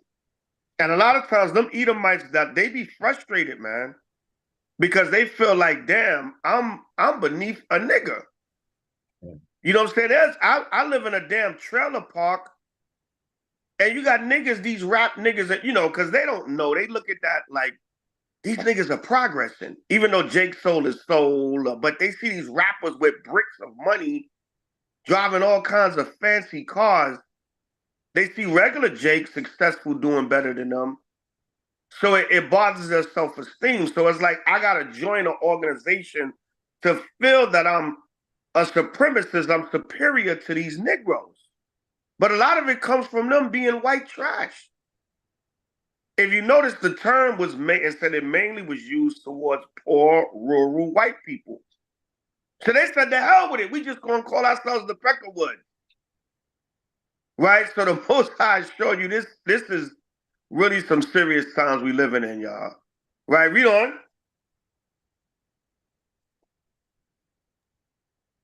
Verse 9. And all men shall fear and shall declare the work of God. Right. When it's almost scary, even for us in the truth. You know, we always say you can't make this stuff up, but it's almost like getting the power of the Most High is like damn fearful sometimes. Because he just make things so clear. You'd be like, damn, you can't make this up. So now the white supremacist Peckerwood gang is being taken down by the authorities. And see, a lot of Edomites, there's a battle between the, I would say like the uppity Edomites and the lower level Edomites. Because the uppity Edomites, they're like, look, that outward racism stuff, that's for you white trash. Now we can use our system and we can use institutionalized racism against these Negroes now and against, you know, all the tribes. We don't have to be out there burning some damn cross. So the uppity Edomites kind of look down on that. Like, let's not do that blatant outwardly racism anymore. We can get these niggas through the system. And then we can pretend like we're not racist so we don't get sued. We don't be the next Karen all over social media. They want to be more dignified, like they want to hide their racism more. Because that's part of destroying us as a people. Don't let, how they say in that movie, The Usual Suspects, the greatest thing the devil ever did was to try to convince you that he doesn't exist. Esau, they want to trick our people, and the outward blatantly racism, they're like, damn, let's not get them like that. Let's trick them. Let's give them an illusion of inclusion, but we're still against them behind the scenes. So a lot of times they like, man, let's take these guys down. They might have a secret meeting and say, look, we hate the niggers too. But you can't be out there with a Peckerwood gang letting everybody know. All right, read on. For they shall dwell wisely, consider of his doings. For they shall wisely consider of his doings. We're going to fear the Most High in these last days because we're going to look. I mean, the whole world is going to fear him because we're going to see what he's doing. Are you looking at what the Most High is doing in the world? Everybody's saying it like, yo, this is World War III. Right, we was if y'all saw the live last night, we was dealing with a Mennonite brother. Well, he could have been a Spaniard, but he had a big sign saying "Stop World War III," and we was like, "You can't stop World War III. It's here." They were saying, like Costaja was bringing out, the amount of nations that they're bringing in from all these different countries is showing you that we're in that third World War time. It's just too many nations getting involved. All right, so they're going to fear, the whole world is going to fear the Most High's doings. Pastors getting beat up, white supremacist gang being taken down by their own, they all supposed to be working together. But that's the signs of the times that we're living in. Right, go ahead. Verse 10. The righteousness shall be glad in the Lord, and shall trust in him, and all the upright in heart shall glory. Right, the righteous shall be glad in Yahweh, and shall trust in him. Because you're going to see everything that's going on, and you're going to rejoice. It's going to be shocking. It's going to be some fear at the power of it. And like the saying goes, you can't make this up. Like, damn, the Most High is just like literally manifesting the pages of the scriptures in front of our eyes. The power is almost fearful sometimes. You know what I'm saying? But we also going to rejoice because we see the day approaching. There's some serious times we living in, y'all. And one more thing in our land. What Yeshaya was bringing out about Issachar working with the white supremacists. And when you check it out, of course, Isaiah the 9th chapter and Zechariah, the Most High said he would break the brotherhood. We know the curse on the northern and southern kingdom. They hate us worse than Esau sometimes. And the fact that they're working with Esau, that's a serious thing. And it goes into, like Yeshaya was saying, like the housing and everything. Like there was a brother that was living in Cali one time, and he was laboring with us. He lived out in Orange County. We used to go out to his house like to do sit-down videos and stuff. This brother lived in a total, complete Issachar neighborhood. And the only reason why he was able to get an apartment there because he had military background and the brother had a decent job. And, you know, sometimes they don't want to have to face them housing discrimination laws. So I guess they're like, let the Negro move in. And he said it was like one or two other black families there. But outside of that, he was like, yo, 95% of the neighborhood is Issachar. And I bet Jake tried to get a lot of Jakes that probably tried to get an apartment over there, they shut them down because they working with Esau in the system. There was another brother in Cali. The brother passed away, but he was in a tree. He used to be a Crip when he was in the world. And he said he was locked up in prison one time, and the Mexicans kept bothering him. They knew he was a gang member. You know, he was black, real dark-skinned, big brother. So every time they try to come for him, the brother, he would defend himself. He was fighting them, you know what I'm saying? Getting into knife fights with them. So one day they was like, they was waiting for him to come out of his cell. They called for chow or whatever. And he said it was like 3 or 4 of the Mexicans surrounding his cell, and they wasn't even gonna give him a chance. They was just waiting for him. So he said another OG Crip gave him a knife, gave him a big knife and wrapped it around his hand with a towel, like some kind of way they do in jail. So, you know, when they start stabbing. And that's another thing, like, you know, a lot of times Judah won't stick together. You know, he just gave him the knife like, yo, handle your business instead of fighting with him. You know, where a lot of times the Northern Kingdom, they'll stick together and they got Esau on their side. A lot of times Judah's spirit be like, nigga, you on your own.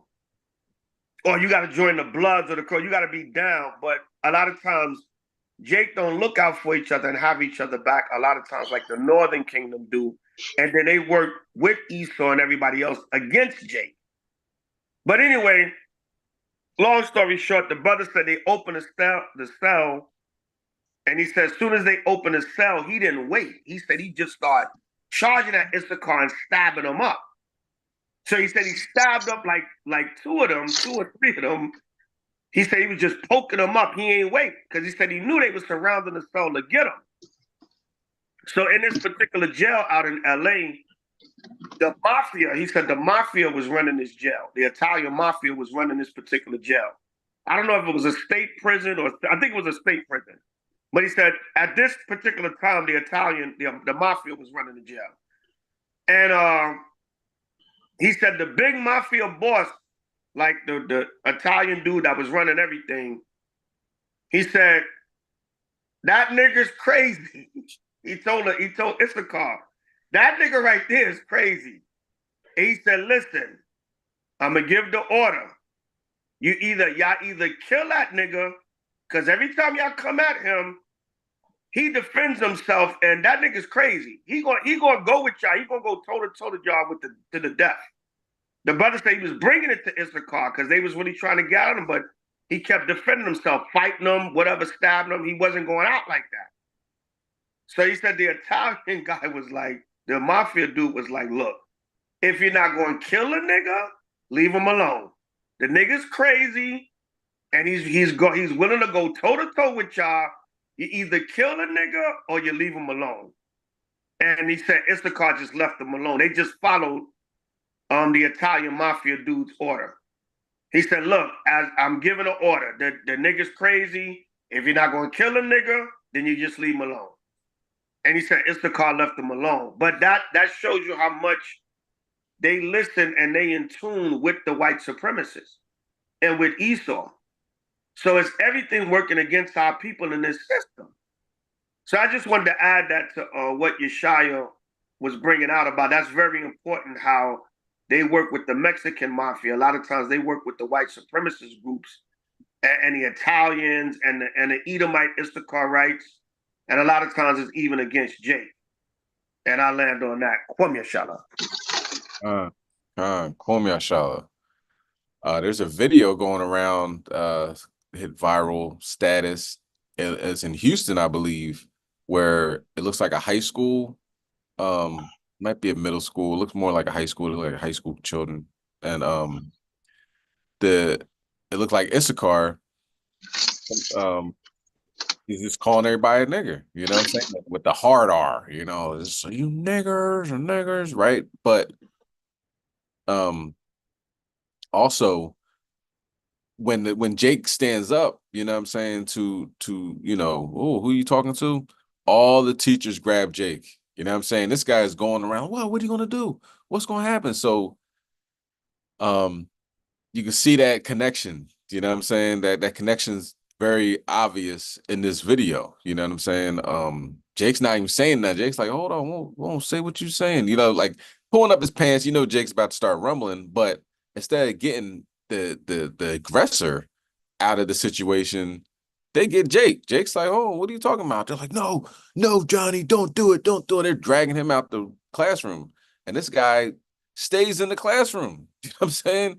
And there's like 3 different videos of him calling everybody, you nigger, and all the teachers jumping on Jake. As soon as Jake like, yo, what are you talking about?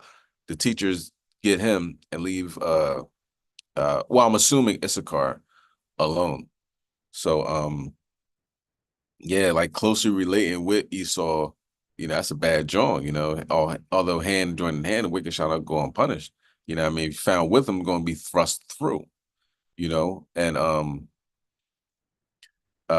like Elon Musk living in Africa. He's Esau living in Africa, and he's like, yeah, I'm African. I don't think he ever said he's African, but you know, Esau sets up shop in different countries and then says, yes, I am also a Native American. Yes, I am also a Mexican. Yes, I am also an African.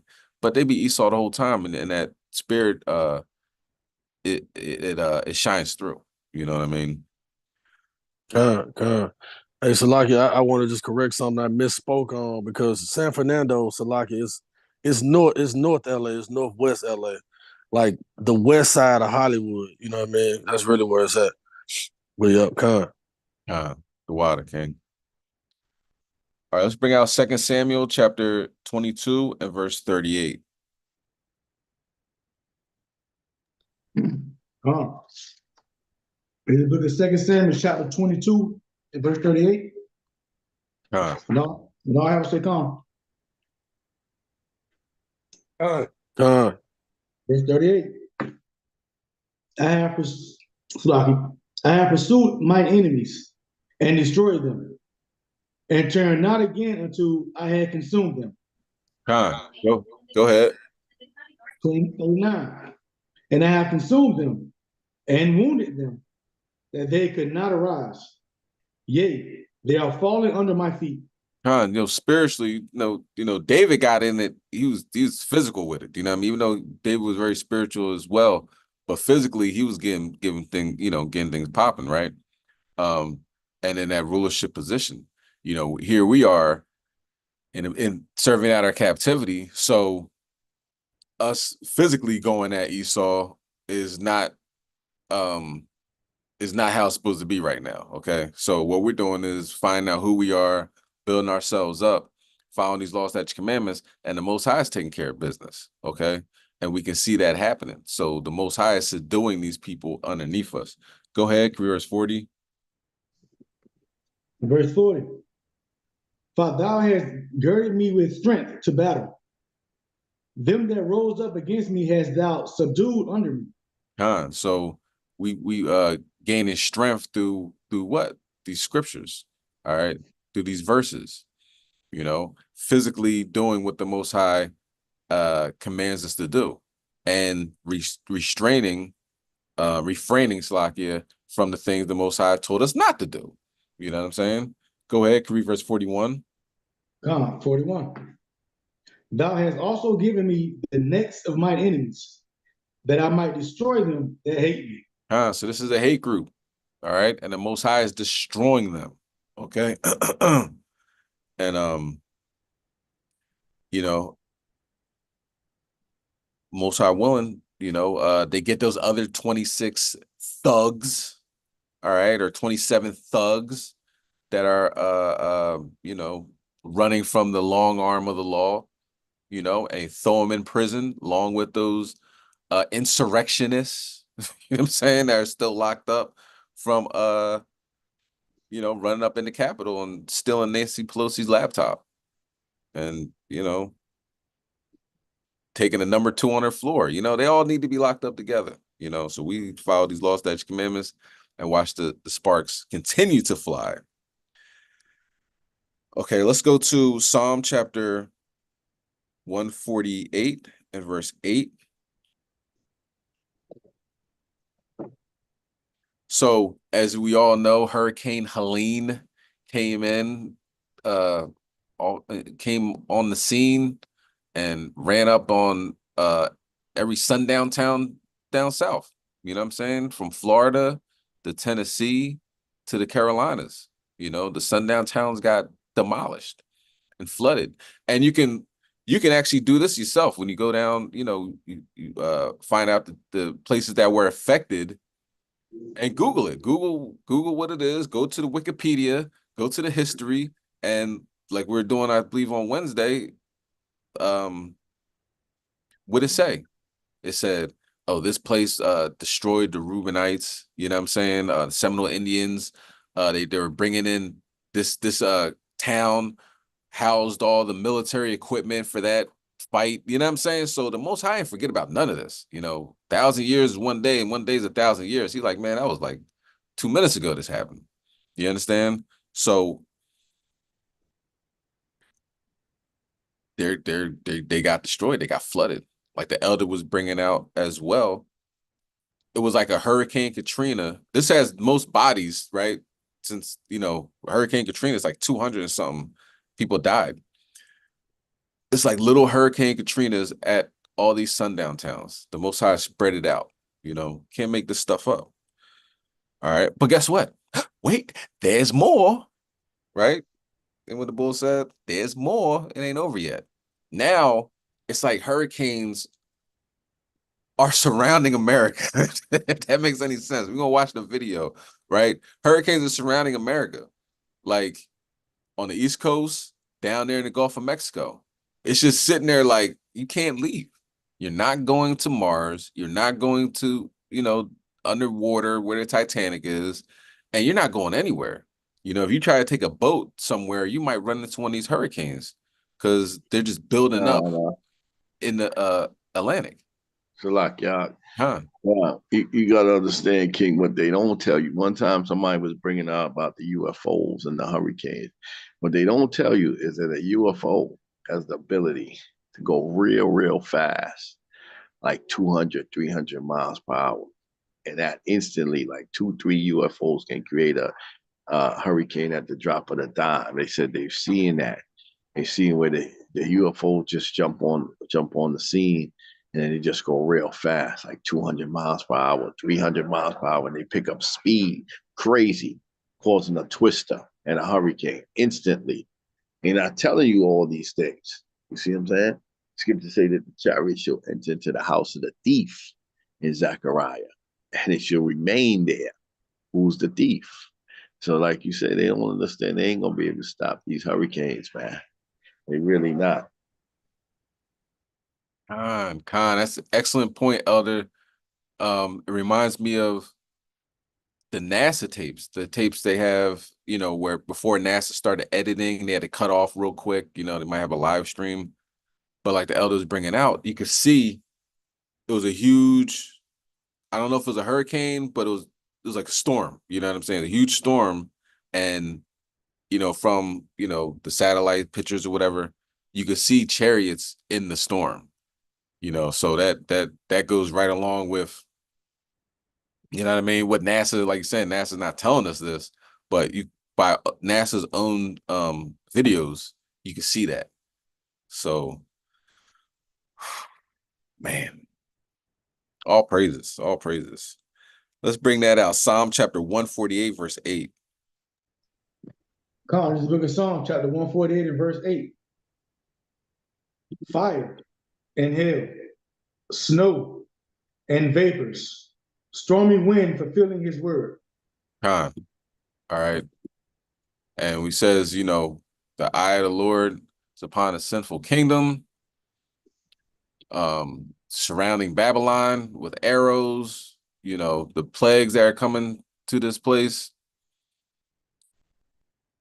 You know, the word of God is true. You know what I'm saying? It's not coming back vain.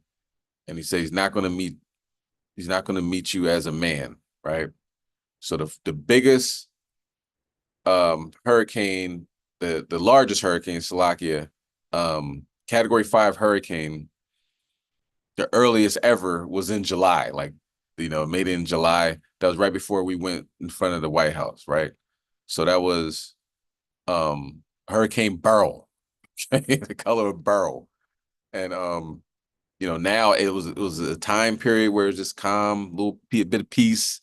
Every now and then one will pop up. But now look at it. Look what's going on. Look at this picture. You know, we didn't get to the one in Mexico is projected right now to hit Florida. Florida just had a crazy hurricane, but now and it landed as a category 4, maybe 5. I think it was category 4. Now this one that's in the Gulf of Mexico, the way the water, I think he might explain this, but the temperature of the oceans are rising. So a hurricane might be a little depression, a little tropical storm or whatever, and it's about to hit the shore. But the warm water gives the hurricane energy, you know what I'm saying? And more force.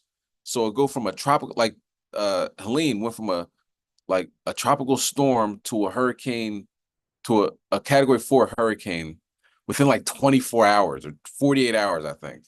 Less than 48 hours. So it goes from not from a big deal, like, all right, maybe I'll get a couple bottles of water, or, you know, I'll rent this movie, I'll watch it, you know, during this storm or whatever, this, that, and the third. And then it becomes a life-threatening storm. Helena had an unsurvivable, what's it called? Storm surge, 20 feet. Nobody on this planet I've met yet that I'm not saying there isn't, but I haven't met somebody that's 20 feet tall. So unless you're 20 feet tall, you're gonna have to sit on the roof because your house is gonna be gone. It's gonna be water all in your house. So it went from a nothing burger, I brought this out one day, a nothing burger, like Lindsey Graham says, to a Category 4 hurricane. So who knows what's going to happen as a result now. But right now, America's surrounded. So let's watch this video. It's 10 minutes. I don't know if we're going to watch the whole thing, but we're going to hear what this certified meteorologist has to say.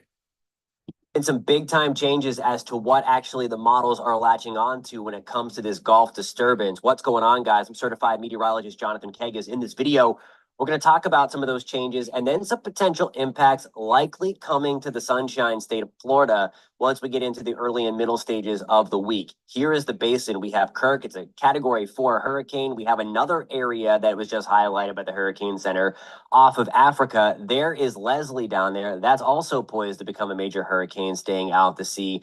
But the one we're going to focus on most in this video is this disturbance that's in the Gulf of Mexico that is going to try to get going. Now, a couple of things that a couple of the differences in the modeling from yesterday when we talked to where we are right now is there were these two little disturbances. There was one about right here, one about right here. And the models are trying to determine how these two would interact. What has thrown a wrench into that was former Tropical Depression 11, at least what's left of Tropical Depression 11, getting back into the Bay of Campeche from the Pacific side. And now the models want to latch on to that as being a separate and then dominant entity. Now there's going to be much more room for development as we are going forward. By the way, if you do want to stay updated on this system and the rest of hurricane season and winter, hit that subscribe button and join this growing and awesome weather community where we get to have the weather conversations. So I'll show you what I'm talking about right here. This is going to be the GFS rendition of the vorticity, the spin of the atmosphere, and then the wind direction. So here's where we start to see a few of the differences. So here's our little vorticity lobe up here. That was one of them. But then this is the little bit of the change, and you'll see that in the rainfall graphic coming up for Florida. It comes now in a couple of different pieces. So here is one little piece of spin right here, but you can clearly see where the dominant piece is now back here. We were talking at least the last few days that it would look like that we would have Sunday into Monday be a hodgepodge of disorganized mess coming into Florida, bringing with it that heavy rain threat, but then that being it. Now, most of the modeling that you're going to see out there is catching on that certainly happening to give some heavy rain Sunday into Monday to part of the Florida Peninsula, but then also having this thing, some pieces of Tropical Depression 11 from the Pacific side, be that piece that the models are really starting to grasp onto. And then there we go with that bigger, more well-defined system, strong tropical storm, maybe Category 1 hurricane coming anywhere really from about Cedar Key to about Fort Myers. And again, that's going to take some time to kind of determine where exactly that's going to come ashore. And that would obviously maximize rainfall impacts. But nonetheless, I think somewhere from about Cedar Key to about just south of Fort Myers, Cape Coral area, where we could. And keep in mind, Cedar Key just got trashed by Helena. See a strong tropical storm or hurricane make landfall. That was the GFS rendition. I want to show you the Euro, and this is hot off the press, the 12Z run, the morning run on October 4th. And this is the difference. And you can kind of see here, let me bring out the extra telestration here, because as we look at this extra weather computer, you'll see here, this is what we've been talking about for the past few days. That was that front disorganized, stretched out like a string bean lobe. Now there's this secondary feature, which is partially related to that low level spin from Tropical Depression 11. So this is what we've been talking about. This is the new piece. And let me get this telestration off, and we're going to take the European forward. And I think the one concerning thing, and then let me pause that right here, illustration, there's our stretched out lobe coming out and heading towards the Bahamas. So there are two distinct little entities now. Here's the deal. Notice that this gets pretty strong. That's at 988. So that's going to be a strengthening tropical storm, maybe low end hurricane. It gets down to 977. That's the pressure that the model is forecasting. And then it has it coming in right around just south of St. Pete, closer to Bradenton, Sarasota, that kind of area. I want to be clear about something too, that the landfall site of this growing chance for a strong tropical storm or hurricane is going to fluctuate over the weekend until we get that low-level center that models can latch onto. It's still just... All right, so we're gonna watch the whole thing, but let's keep in mind there's plenty more hurricanes out there. You know what I mean? People are like, oh, I'm glad we survived this. Well, see if you survived the next one. But Cedar Key, you look it up. I'm on Wikipedia. During the Second Seminole War, United States established Fort Number 4 in a main line adjacent to Cedar Key. The name Number 4 was later applied to a boat channel next to the fort. Okay, blah blah blah. In 1840, General Zachariah Taylor requested Cedar Key be reserved for military use during the duration of the war, and that Seahorse Key be permanently reserved as a lighthouse. So that was used during the war on our brothers. Why'd they have a war? Because they wanted the land, you know what I mean? And wanted to destroy them. So now the Most High is destroying them with back-to-back hurricanes, okay? Y'all gonna have to deal with that. And I wonder what the storm surge is going to be for this one. Let's continue on. Let's go to Jeremiah 10:2. We're going to talk about the next interesting end time stories. Okay, we talked about the hurricanes. Now let's talk about the sun, the moon, and the stars. Okay, this video is kind of lengthy, but we'll just get to, I guess, the meat and potatoes, so to speak. But now this is crazy because a lot of stuff's happening in the sky that Esau can't control. We talked about this on Wednesday, but let's talk about some more. This guy kind of combines them all in. I haven't watched the whole video, so if he says something out of this world, we'll talk about that. But for the most part, the first 5 minutes seemed pretty legit, talking about what's happening in the sun, moon, stars. All right, let's bring that out. Jeremiah chapter 10, verse 2. Come, look at Jeremiah chapter 2, chapter 10, verse 2. I don't have to say come. Come. Verse 2. Thus says Yahweh, lean not the way of the heathen, and be not dismayed at the signs of heaven, for the heathen are dismayed at them. So we learn not the way of the heathen, right? And don't be dismayed at the signs of heaven. There's a lot of things happening in the heavens. Let's go to St. Luke chapter 21 and verse 28. We're going to watch this next video because there's a lot going on upstairs. Esau is being cooked from the inside out, whether he realizes it or not. We have some of the most intense solar flares that happened in the past 2 days. So October 1st, I believe, was a massive solar flare, X flare 7.1. October 2nd, it was the eclipse. October 3rd is even bigger solar flare than the one that we was talking about. So it's a lot going on upstairs. All right. But let's get Luke chapter 21, verse 28 on deck, and we'll watch the rest of this video. Start this video. We have two big solar storms due to arrive any moment now, and the first one has actually been delayed. It is quite a bit slower than expected, and so it is very likely that the second, more powerful coronal mass ejection that the sun launched on October 3rd will catch up to that first one that was launched on October 1st, triggering a more powerful geomagnetic storm when they arrive. And so over the next few days, we have heightened geomagnetic activities here on Earth. The expected range for the storm is G3 to G4. The scale rating goes to 5, so this will be quite significant. And then right after that, we have more big sunspots on the Earth-facing side of the sun that will be rotating into the Earth strike zone. And then following after that, on October 9th through to 12th, we have a whole bunch of interesting astronomical events that will be occurring. Jupiter is stationing retrograde on October 9th. On the 10th, we have the first quarter moon. On the 12th, we have Pluto stationing direct.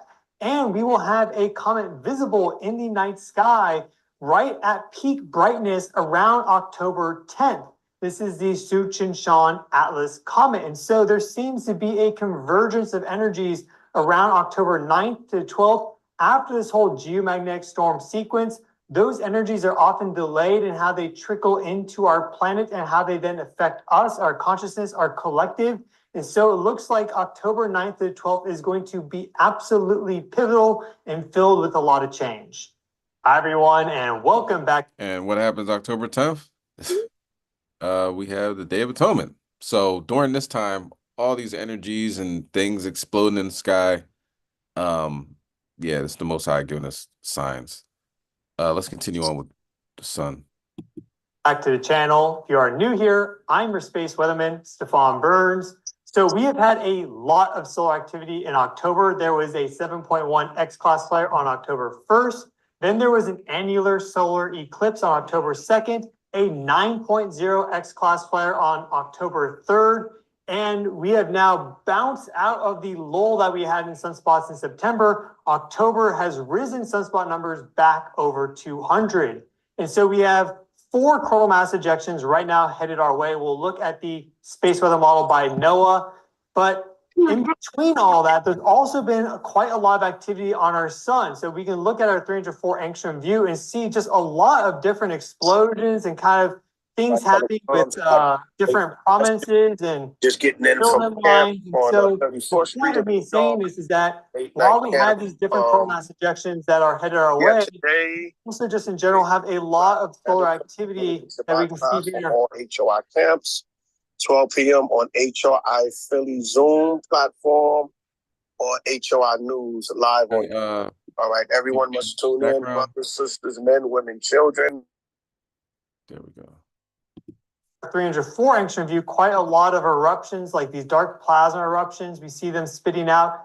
That is all enhancing the solar wind strength as well. So it's more difficult to model that stuff unless you get like a very clear filament launch. But we already will have perturbed solar wind conditions as a result of all this extraneous solar activity. And then we have this sequence of coronal mass ejections that is incoming today, tomorrow, the next day. Let's give it a look. Here we have our space weather model by NOAA showing the launch of 4 separate coronal mass ejections from the sun. We see that 1, 2, 3, 4. And just keep in mind that this model is already a little out of date because they show this first impact here coming in around noon universal time today on the 4th. We're already past that. And so it looks like this coronal mass ejection here is slower than expected. And I think it's likely that this one will catch up to it. Maybe not exactly, but there's going to be a more rapid 1-2 punch sequence with these 2 coronal mass ejections that were launched from that 7.1 and 9.0 X-class flare, respectively. Then after those 2 big ones, we had 2 other coronal mass ejections launched. One was from like a 7-something M-class flare, and they are expected to go more over towards this direction here. But in general, on top of all those other perturbations to the solar wind that we just discussed, we have kind of this larger front of plasma energy going like this. See how it's just in general pushing a whole bunch towards Earth? The way this plasma works is that we see it often split into different like plasmoids. And so you have this line of plasma that will actually split into this chain of plasmoids. We see this when we model. All right, we go, he's getting in depth. But as you can see, a lot's going on in the sky. Okay. Now let's go to Luke chapter 21, verse 28.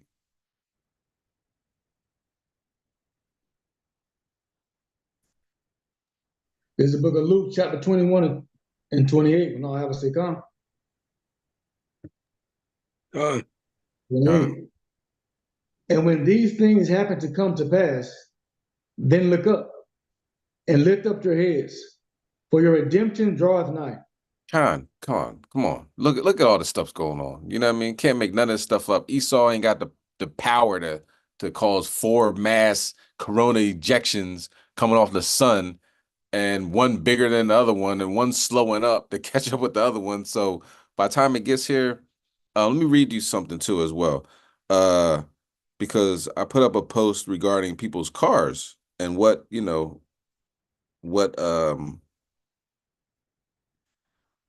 is possible, when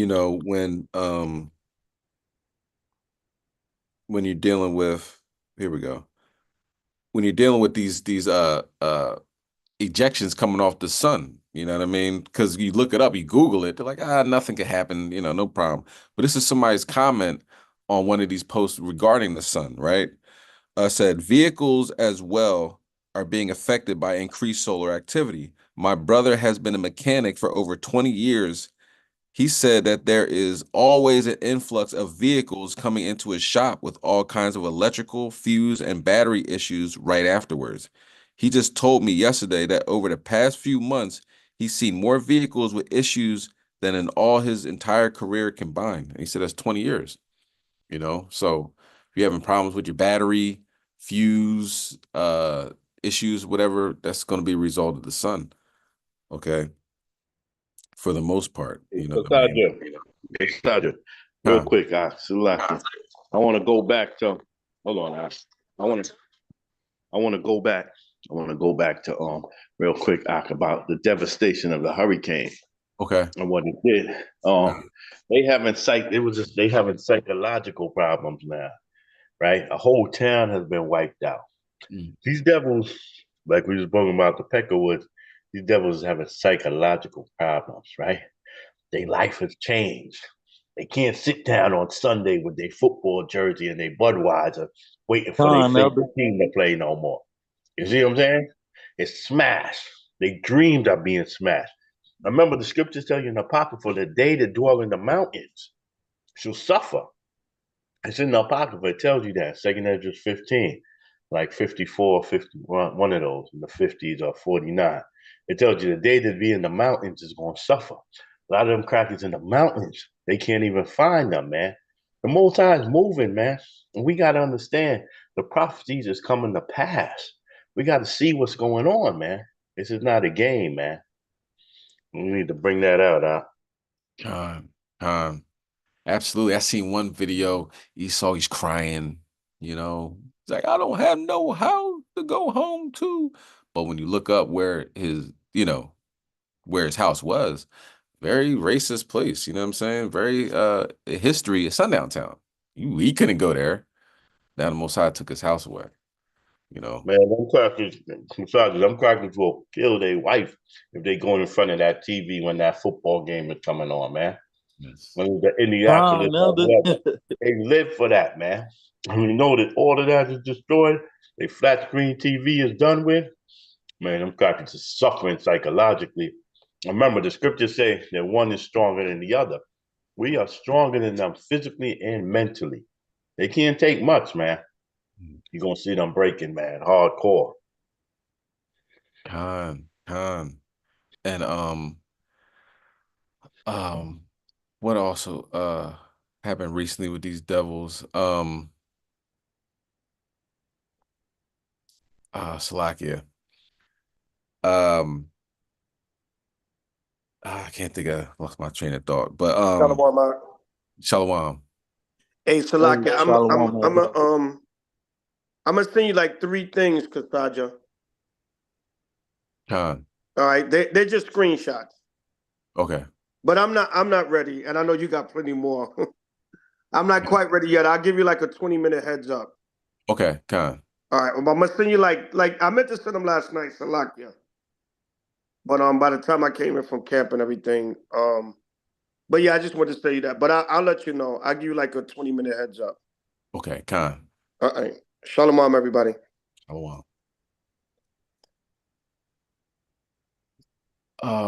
They're also getting more on top of that. You know what I'm saying? So going from that hurricane, getting, their houses washed away and everything like that. Now here's another hurricane. So it's like, just in case you thought you were doing good, you out of here. What they got? $750?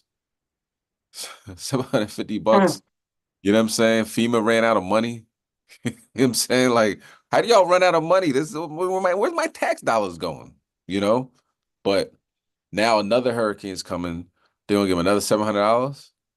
But in Ukraine and Israel, you start adding up those billions of dollars to each one of those people there. It's in the thousands. Of course, those people aren't getting any of the money anyways, going to military and and to their economy, of course, to prop it up. But America's is collapsing. It's Rome. You can't, they're the long arm of America doesn't stretch but so far. You know what I mean? So thousands of uninsured homes were in Helena's path. They had no flood insurance. Because they're probably like, man, we have to worry about flooding. We're on top of the mountains. What do we care about flooding for? They ain't have no flood insurance. And also, there's hornets involved now. We have a hornet issue where people are having to get EpiPens and Benadryls out to people because this flood it literally caused a hornets. Let me see if I can find that. Hornet's nest all around. Okay, let me see. Hurricane Helena and the hornets. Let me get that. Hey, so Aja, when you get a chance to get Joel 2 and 25 about them hornets. Con. Can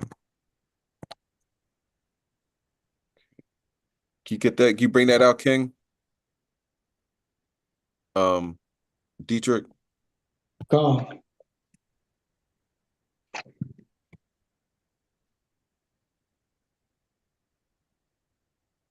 The book of Joel, chapter 2 and verse 5. You know, I haven't said con. No, 2 and 25. 25. Yeah, con. Chapter 2, verse 25. 25. Go ahead. Like you can.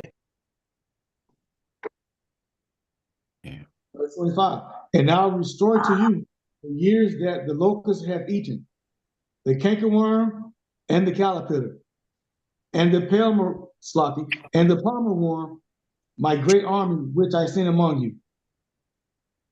The Lord said, what, King? He said, what? What he called them? You and my breakfast. What he calls them, King? He calls them what? A great what? Mute your phone. Mute your phone. Mute your phone. What does he call them, King? My great army. My great army. My great army. Because they bring destruction on the earth for him.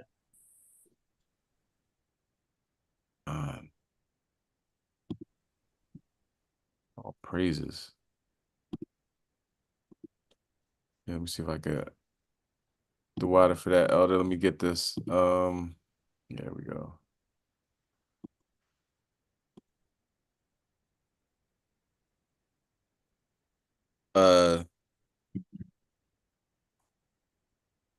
Was that Joel 2 and 25?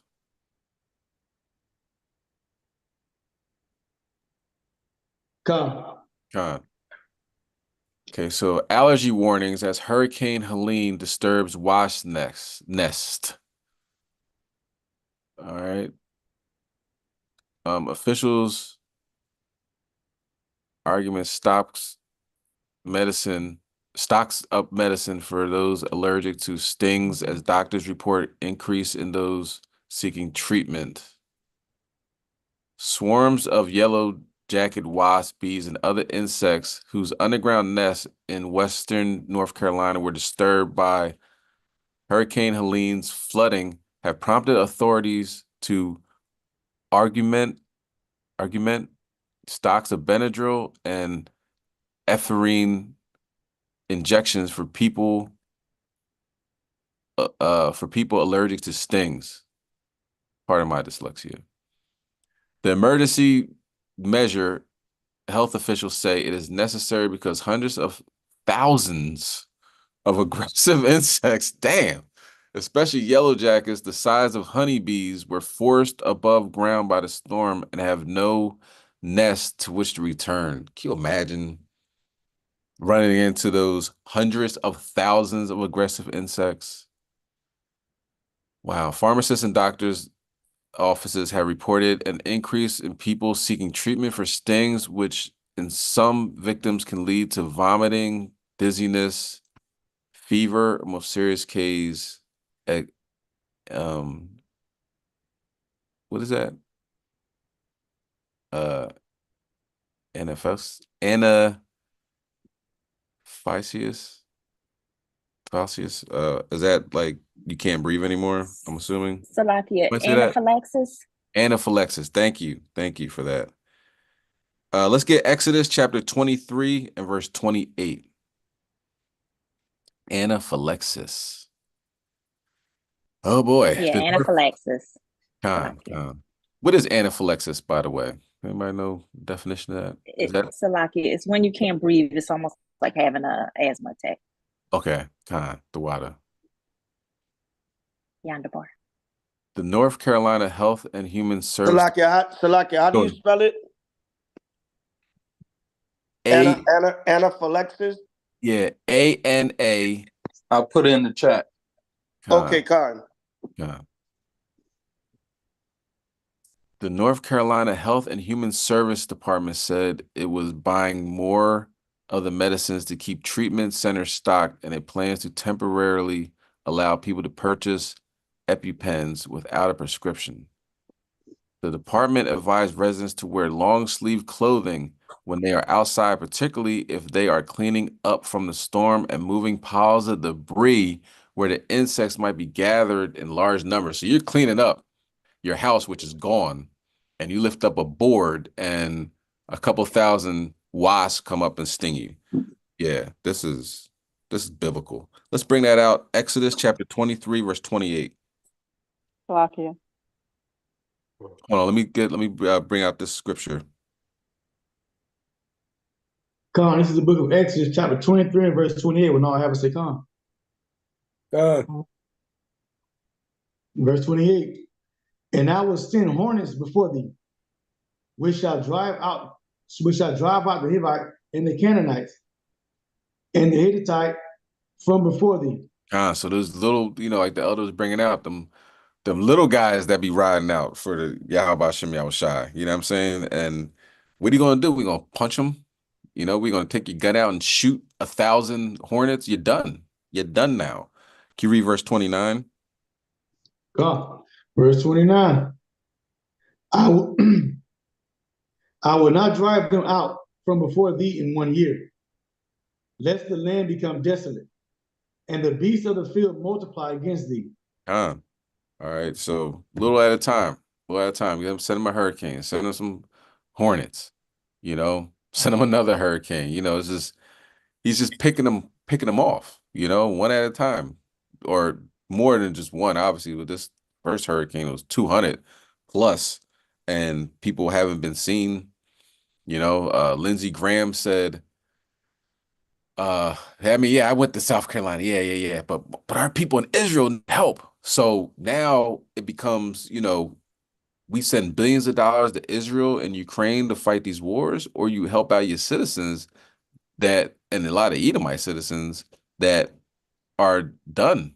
The elder said their house wiped away. They ain't got no more, can't watch the Tennessee Titans no more. You know what I mean? Can't watch their beloved college game, whatever. This is how the Most High is working. Okay, go ahead. Somebody said Salakia. So you know what's going to soon happen. They're going to all run out of EpiPens and epinephrine, and they're going to start dropping like flies. Yeah, ain't that many EpiPens in the world. We got hundreds of thousands. You know what I mean? Hundreds of thousands of these flying around.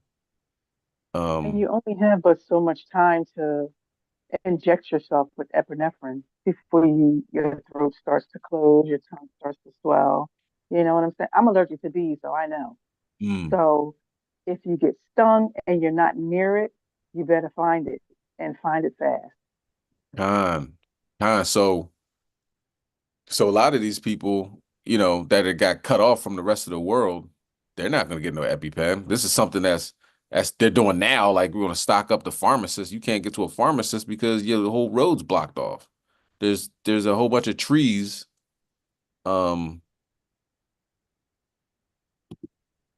There's a whole bunch of trees. Now look at this. This is in Chimney Rock, Lake Lord near Chimney Rock, North Carolina, right? And they're saying that this is Chimney Rock. All these that you're seeing this is the houses. These are all houses right here.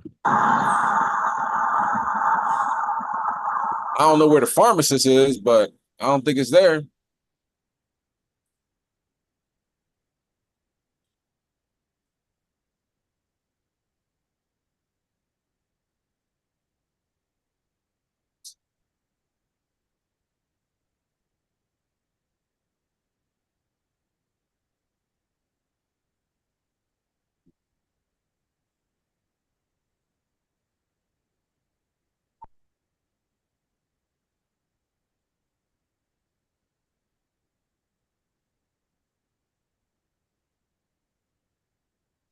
Nice patio.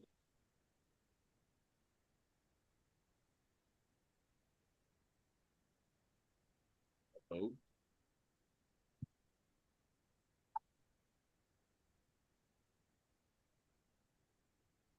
Yeah, God ain't playing. You know, Most High ain't joking. And now he has the hornets, okay, or the wasps, whichever you want to call them. Vicious. Okay, so let's continue on. Let's get Baruch chapter 4 and verse 30. Because now, as the elder was bringing out, they're in bad shape. You know, they're gonna begin to turn on each other more because they're not strong enough to take on the wrath of Yahweh Shem Yahushai. I mean, who can stand in that day? You know, but they can't do what we've done, you know. Take this on for centuries, lifetimes that we've been doing here, and continue to keep forward and continue to love Yahweh Shem Yahushai. You know what I'm saying? It's a blatant ass whooping. You know what I mean? It's biblical. It's a biblical ass whooping going through. Esau's not gonna be able to do this. Esau's nowhere near as strong as us. Okay, so you're gonna see that in this last video. They're like, "Why are you people allowing this to happen to Israel?" But you see, the Most High put that stumbling block in front of them. We're giving Israel all this money, all this money. Now these puppets that are the media, right? The frogs, magicians. You know what I mean? They're using their propaganda to, oh, Israel needs our help. Israel needs our help. But now it's like, yo, what about Florida? What about North Carolina? What about South Carolina? What about Tennessee? What about Georgia? What about these places down there that are getting destroyed by these hurricanes? Who cares about Israel? Who cares about Ukraine? So now it's turmoil. It's they're gonna have to ask these questions because nobody wants to hear that nonsense. You know, you look on the posts that the senators are putting up. They're like, "Oh, we apologize. I mean, we need to help out Israel. Israel's going through it. Da da da." You look at the comments. They're like, "Nobody gives a damn about Israel, man. My house is gone. I don't care about no Israel. What about Florida? I don't care about Ukraine." You know what I mean? So they're being exposed for the puppets that they are. You know, they're on Epstein's list. You know, they're on video camera doing something strange for some future change. You know what I'm saying? Like on a Diddy tape or whatever. So they're compromised. They have to say that. But the American people are opening up their eyes and realizing that they've been hoodwinked, run amok, led astray. You know, and all praises that turmoil, that back and forth is necessary in these last days. You're not gonna make everything smooth. This isn't a smooth transition from us being at the bottom to them, you know, us going to the top and them from the top going to the bottom. No, this is gonna be a rough transition for them. Okay. Now let's bring that out though. Baruch chapter 4 and verse 30. Come on, it's the book of Baruch, chapter 4 and verse 30. Take a good heart, O Jerusalem, for he that gave thee that name will comfort thee. So, you know, we went through, you know, these curses, hell, and high water, you know. but the Most High is going to comfort us. Go ahead. 31. Miserable are they that afflict thee, and rejoice at thy fall. Yes, they're miserable. I'm going to watch this next video. They're miserable. They're upset. You can see this lady's eyes at the end. Look at her eyes looking at the camera. She is so upset. She is so frustrated. Why isn't nobody listening? Why is this going on? You know? Israel never did nothing wrong to nobody. Right. Can you read verse, what's that? 31? No, Salakia, 32. Come, 32. Miserable are the cities which thy children serve. Miserable is she that received thy sons. Khan, you want to enslave us? Now we're going to laugh at you. Okay, watch the next video. We're going to save verse 33 when we're watching the video. Oh, Salakia. Okay. We're going to save that.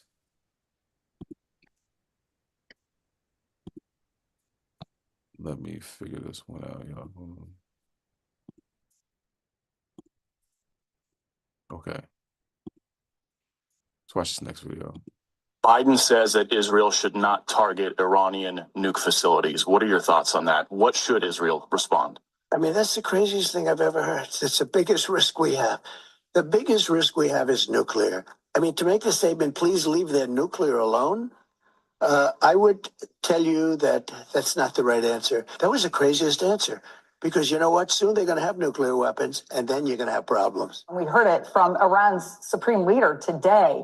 He does not come out and give a sermon. He has not done it in years. And yet he did today. And among other things, he expressed solidarity with Palestinians and Hezbollah. And he says, Israel won't last long. Ayatollah Ali Khamenei denounced Iran's enemies, pointing to Israel.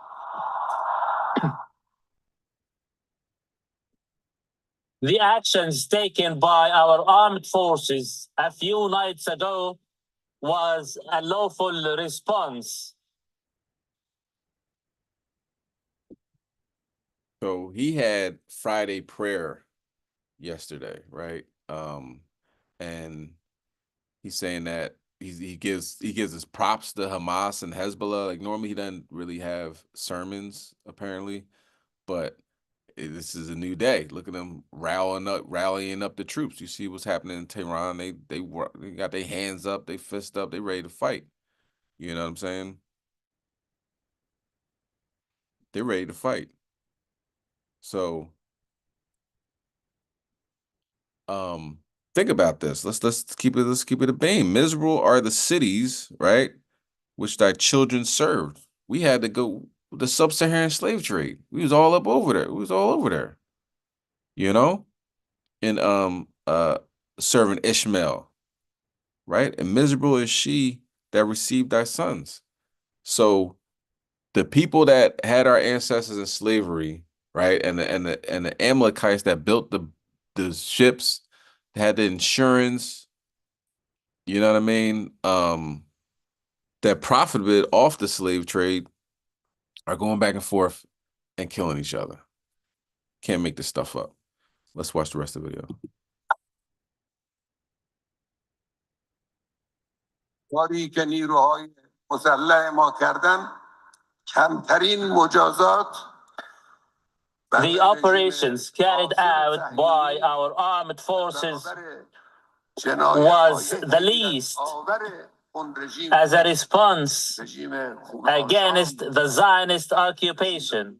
He also spoke of Operation, as he called it, Al-Aqsa Flood, the name that was given to the Hamas-led attack on southern Israel on October the 7th. He described that as a lawful act of resistance. Hezbollah wants apartheid and ethno-supremacism to be dismantled. In other words, something that in the West is very impossible to imagine.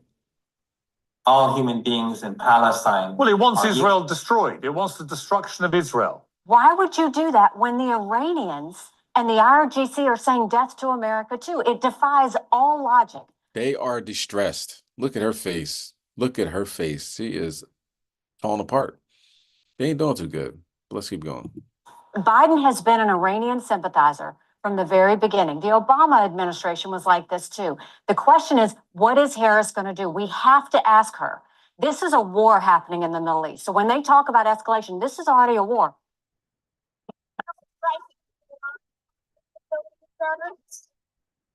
We're in discussion of that. I think that would be a little, anyway. What are the plans to allow Israel to strike back against Iran? First of all, we don't allow Israel, we advise Israel, and there's nothing going to happen today. We'll talk about that later. Well, look, the bottom line is not whether we have a wider war in the Middle East. We now have a wider war in the Middle East that's going on. And part of this is going to depend on Israel and the targets they decide to strike. An attack on Iran's nuclear sites by the answer is no. I think there's things that we'll be discussing with the Israelis what they're going to do. This tiny little country is fighting all of America's enemies. And yet you've got a U.S. president who got together with the G7 to decide what Israel should do. And in no world would I have ever expected that he would take the side of the Ayatollah, that he would take the side of the Ayatollah, telling Israel, don't do it, hold back, and calling for restraint. He called on Muslim nations to unite. He said the enemy is enemy of all of our nations is one. All these countries that he named, basically Egypt, Yemen, he says our enemy is one enemy, and this enemy is trying to divide us. And what Netanyahu is going for here, he's not going for stop the fighting. He's going for the win. Iran helped create Hezbollah, helped train Hezbollah at the start. Iran has funded Hamas, funded the Houthis. Israel has now, if you look at this purely objectively from the outside, from a military point of view, is having a lot of success against Iran-backed groups. Where is Iran? Why is it not responding? Many people think it's because actually Iran doesn't have either the ability to take on Israel or the desire to. The Ayatollah told a huge crowd in the Grand Masala Mosque that Iran and its allies must roll up their sleeves and prepare for action. This isn't a just war between two nations with legitimate crimes. There aren't good people on both sides. This is a democratic ally fighting for its very existence against terrorists. This is not a war against Palestinians or Lebanese or Iranians. It's a fight to liberate them. If you care about innocent civilians everywhere, then you must stand with Israel. Can you imagine that? You care for innocent civilians everywhere. You must stand with Israel. But Israel's been bombing innocent civilians. They've been bombing kids in Gaza and hospitals and daycares and everything like that. So, I mean, it's a hypocritical, nation. But look at her. She is very adamant. You know what I mean? Like, this ruins her day that this is happening to Israel. And this is so funny. Let's continue.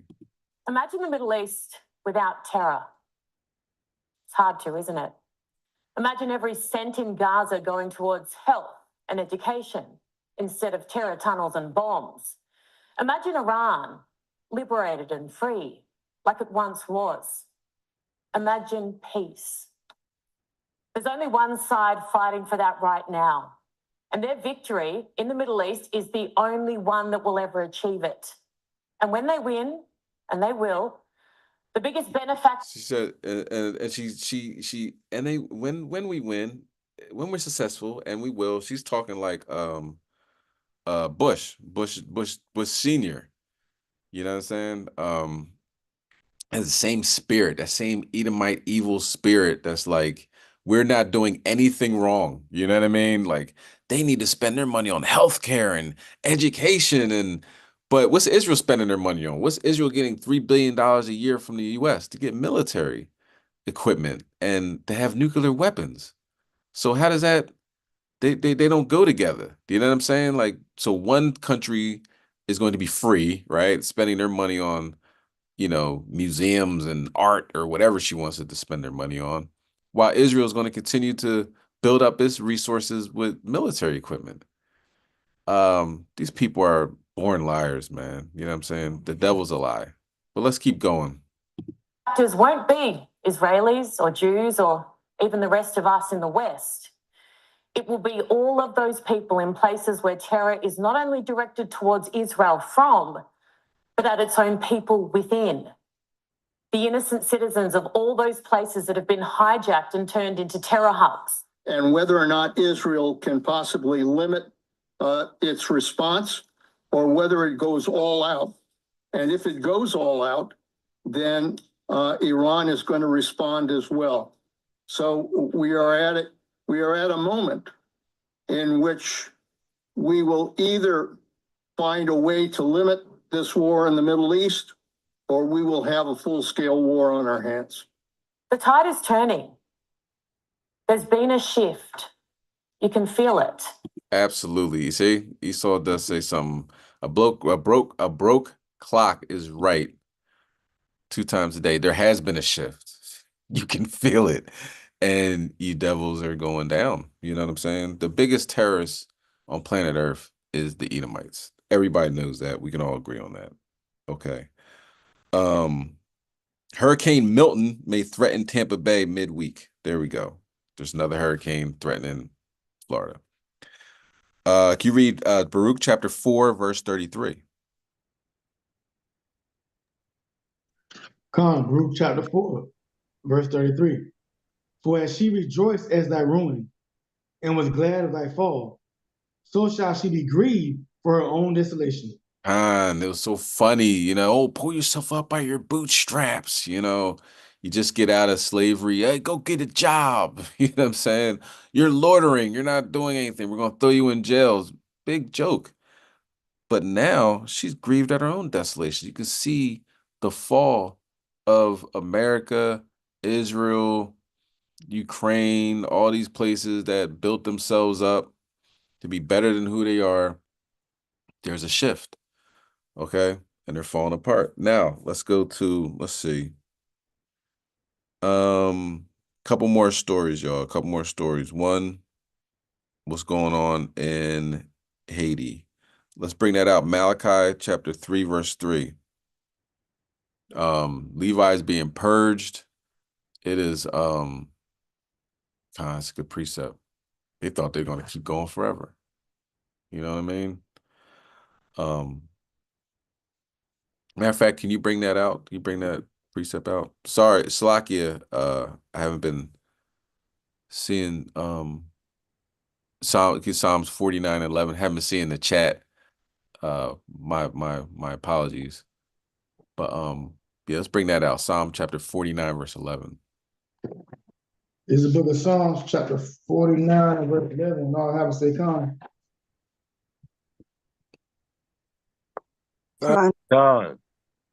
11. The inward thoughts is that their houses shall continue forever, and their dwelling places to all generations. They call their lands after their own names. America, right? Africa. So they thought they were going to keep going forever. Well, it's not the case. You know what I'm saying? They think they are, but that's why it's so painful. Like the elder was bringing out, the mental side of this. Physically, they're getting destroyed. You know what I'm saying? But mentally, it's overwhelming. You know what I mean? They're not built for any type of controversy or, disruptions in their everyday life. Not built for it. So it's a slide from first to worse. Okay. Now let's talk about what's going on in Haiti. Let's bring that out. Malachi chapter 3, verse 3. Come, this is the book of Malachi, chapter 3 and verse 3. Well, now I have to say, come. God. And verse 3. And he shall sit as a refiner and purifier of silver. And he shall purify the sons of Levi, and purify them as gold and silver, that they may offer unto Yahweh an offering in righteousness. Purge them as gold and silver. So they are going through it over there in Haiti. You understand? And let's play this video. And also let's get second Ezra's 5:1. To Haiti now, where the United Nations says at least 70 people, including 3 infants, have been killed in a major gang attack on a small village. Armed men swept through the area, shooting automatic weapons and setting fire to houses and vehicles. More than 3,600 Haitians have died in gang violence just this year. 3,600 Haitians just this year. That's 3,000. Now, granted, Haiti's not, we're not talking about one city, but that's a lot. People fled from the town of Saint Marc when the Grand Grif gang attacked, firing automatic weapons into crowds, killing scores of people and setting fire to homes and vehicles. The gangs arrived and killed people. There were a lot of victims. The UN says more than 3,600 Haitians have died in gang violence this year. While Haiti faces a dire humanitarian situation, the Dominican Republic, which shares the island of Hispaniola with Haiti, has an economy 10 times as large and a much higher standard of living. The imbalance between the two has long led to tensions. In 2022, the Dominican Republic built a 250-mile-long wall along its border. Last year, it forcibly returned more than 200,000 Haitians. And now, Dominican President Luis Abinader says his country will begin deporting 10,000 Haitians a week, blaming the international community for not acting quickly enough to solve Haiti's complex crisis. We could see that the United Nations support for the Haitian National Police was slowing down, and that is why we were going to take special measures. Today we are starting to take these special measures. Deportees will be returning to a country in the grip of criminal gangs. Around 700,000 people have fled their homes, as most of Port-au-Prince has fallen into the hands of gunmen. This is hell. This is it. I live it here. Growing up, I used to hear that heaven and hell exist. Well, I'm living in hell in Haiti today. Rising homelessness, scarce resources, violent gangs, and no end in sight. That's the situation Haitians have to live with. For more on the story, let's bring in journalist Ana Rosa Shaw. All right, due to sake of time, a couple more videos. We'll bypass her thoughts on that. But 70 people killed, just like that. Go ahead. You hear that, man? You hear that? And the Most High protecting us, man. We don't know the blessings that the Most High has put behind us. We arguing over this and arguing over bills and arguing. And that lady said she living in hell on earth, man. People take things for granted, Most High got a special protection around us because we doing the laws and commandments, man. And we arguing over little things. And that lady said she living in hell on earth, man. You got to wake up, King. Khan, you see, and her eyes was like, I'm living in hell. I heard about heaven and hell. I'm living in hell right now. Khan, but yeah, this protection is not to be taken lightly. You know what I mean? Khan. Let's go to 2 Ezra chapter 5, verse 1.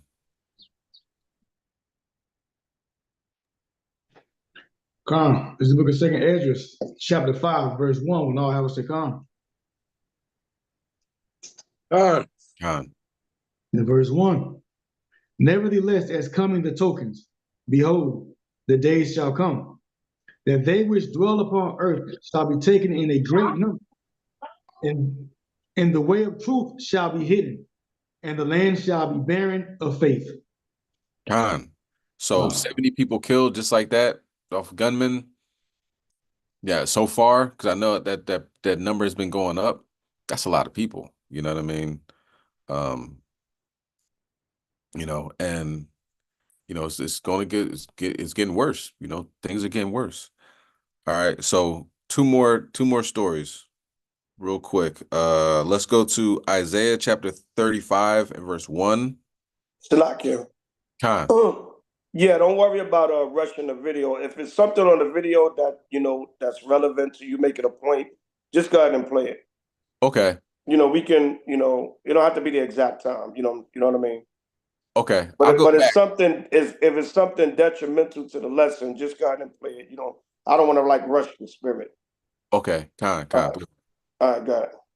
All right. We'll go back to that to see what Esau was bringing out. You know what I mean, regarding Haiti.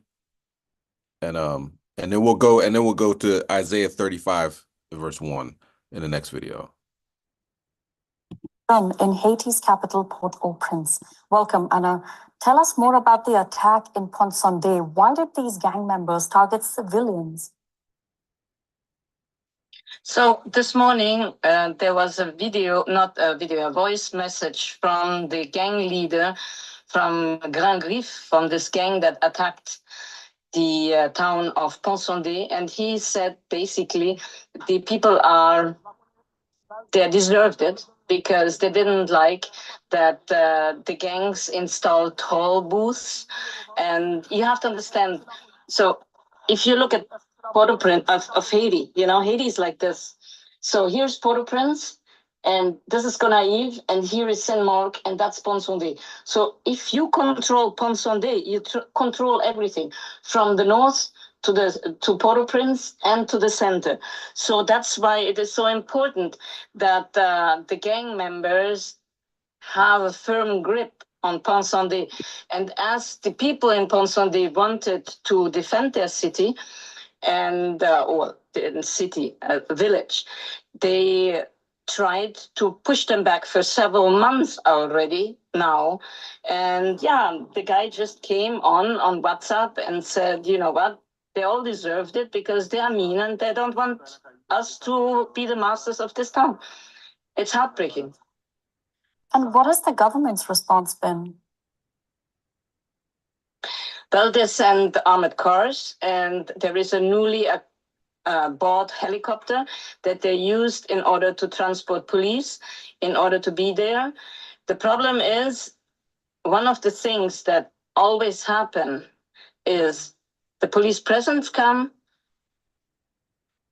the gangs withdraw, and then the police goes back, and the gangs come back. So this is something that we see all over in Port-au-Prince and also in the other areas. And right now, what is happening as the multinational force is here in Port-au-Prince, many gang leaders or gangs are trying to go to the provinces and establishing them there. And as most of the focus is on Port-au-Prince, so they have an easy game in the provinces. And I have also to say that, I also wanted to say that gang leader, as well as a former congressman, was just sanctioned by the United Nations on the 30th of September for having the congressman for having armed gangs and the gang leader for crimes against, people. Now, a Kenyan-led international police mission has attempted to re-establish government control, but the gang violence still continues. Why has the security situation not improved? Well, honestly, it is difficult to say why nothing has happened yet, but I think most of it is due to the fact, and the police is saying that as well, they are understaffed and under-equipped. And honestly, 380 people or 400 people won't make a big difference in this fight against gangs where you have gangs everywhere. We never had that in the past. I mean, I'm sorry, we had that in the 19th century. We'll leave it there. That's journalist Anna Rosa Schön in Port-au-Prince. Thank you so much. All right. So, yeah, that's what's going on in Haiti. And you can imagine when the United States grid collapses, put it like this, Israel is going to attack Iran, right? They just said, I promise that. And America's helping them. So Iran said, hopefully you guys get another level of transportation because you're not going to be driving anywhere. So they had a picture of a bike. That's going to be the main level of transportation in the world, because once they close the Strait of Hormuz and you bomb Iran's oil facilities where a lot of people get their oil from, then you're not gonna have gasoline. So America's like, yo, don't do that. You know what I mean? But Netanyahu is, being controlled, obviously. The heart of the king is in the hand of the Lord. So he's like, well, I don't care what, we're going to bomb the nuclear facilities, we'll bomb the oil facilities, we'll bomb anything. So everybody's going to get affected by that. So imagine the grid collapses here in America, right? And then we have all these guns. When people aren't running around with sticks, they got knives, but everybody has a gun. So talk about gangs, you know what I mean? The gangs in New York, the gangs of the United States, people are going to be doing the same type time, just like that movie, Civil War. We got to be prepared for that. How do we prepare? By following these law, statutes, commandments, having the angels encamped around us. Okay, now let's go to Isaiah 35 and verse 1. Can you bring that out, King? Come on. The book of Isaiah, chapter 35 and verse 1. The wilderness and the solitary place shall be glad for them, and the desert shall rejoice. The blossom as the rose, and blossom as the rose. Khan, go ahead. Verse 2. It shall blossom abundantly and rejoice even with joy and singing. The glory of Lebanon shall be given unto it. The excellency of Carmel and Sharon, they shall see the glory of Yahweh and the excellency of our God. Khan. So we'll hold on to that. We'll read the last couple of verses. But I talked about this before, and it's normally from people that just obviously it's something that they live in that area and they put it online. It was kind of like, I won't say underground, but like social media journalists. Now this is the journalist talking about this and how the Most High is flourishing the deserts. So during our second wilderness, we're like, well, what are we going to eat? It might be apple trees and pear trees and everything out there by the time we get there, because the Most High is setting this thing up, for the wilderness and the desert is flourishing. So we're going to watch this and then we'll return.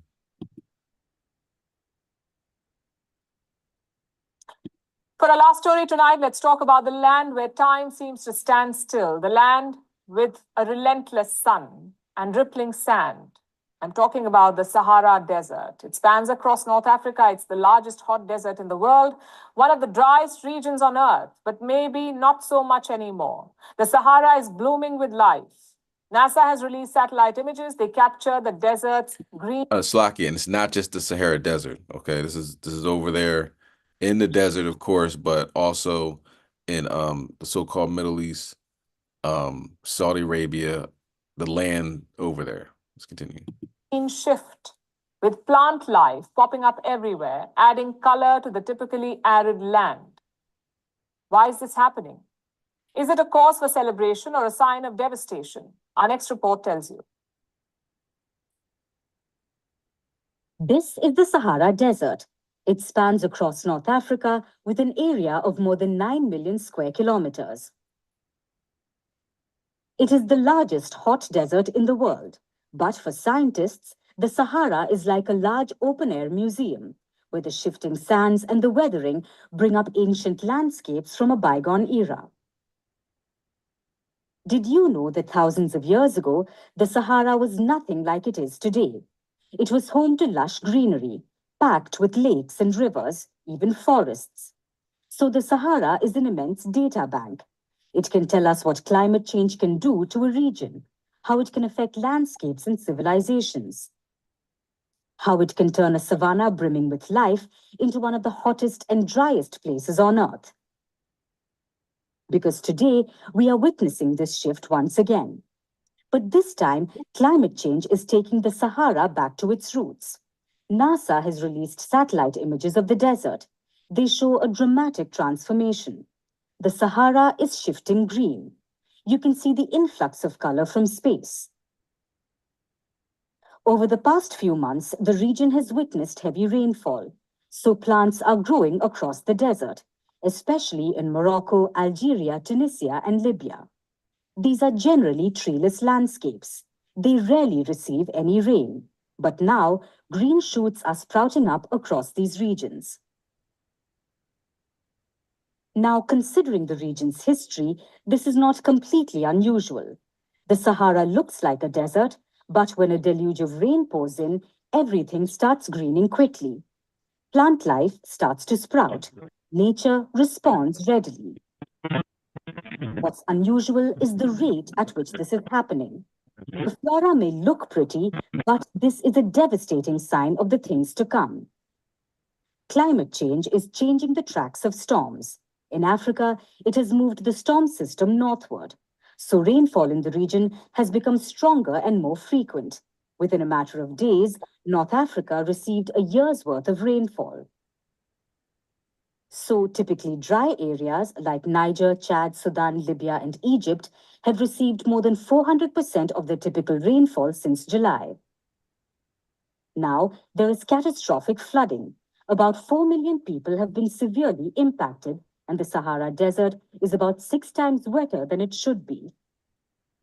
Meanwhile, because the storms have shifted, some countries that should be getting more rainfall, like Nigeria and Cameroon, are getting fewer rains. They received between 50 to 80% of their typical rainfall since July. Scientists say this is only the beginning. Climate change is disrupting seasons, making natural disasters worse, and inviting major consequences. So while the Sahara looks fascinating with its newfound greenery, this is no cause for celebration. All right. Well, it is cause for celebration. Depends on who you are. You know what I mean? So the desert is flourishing. Let's go. That's something to be happy about. Let's get us Isaiah 35, verse 3.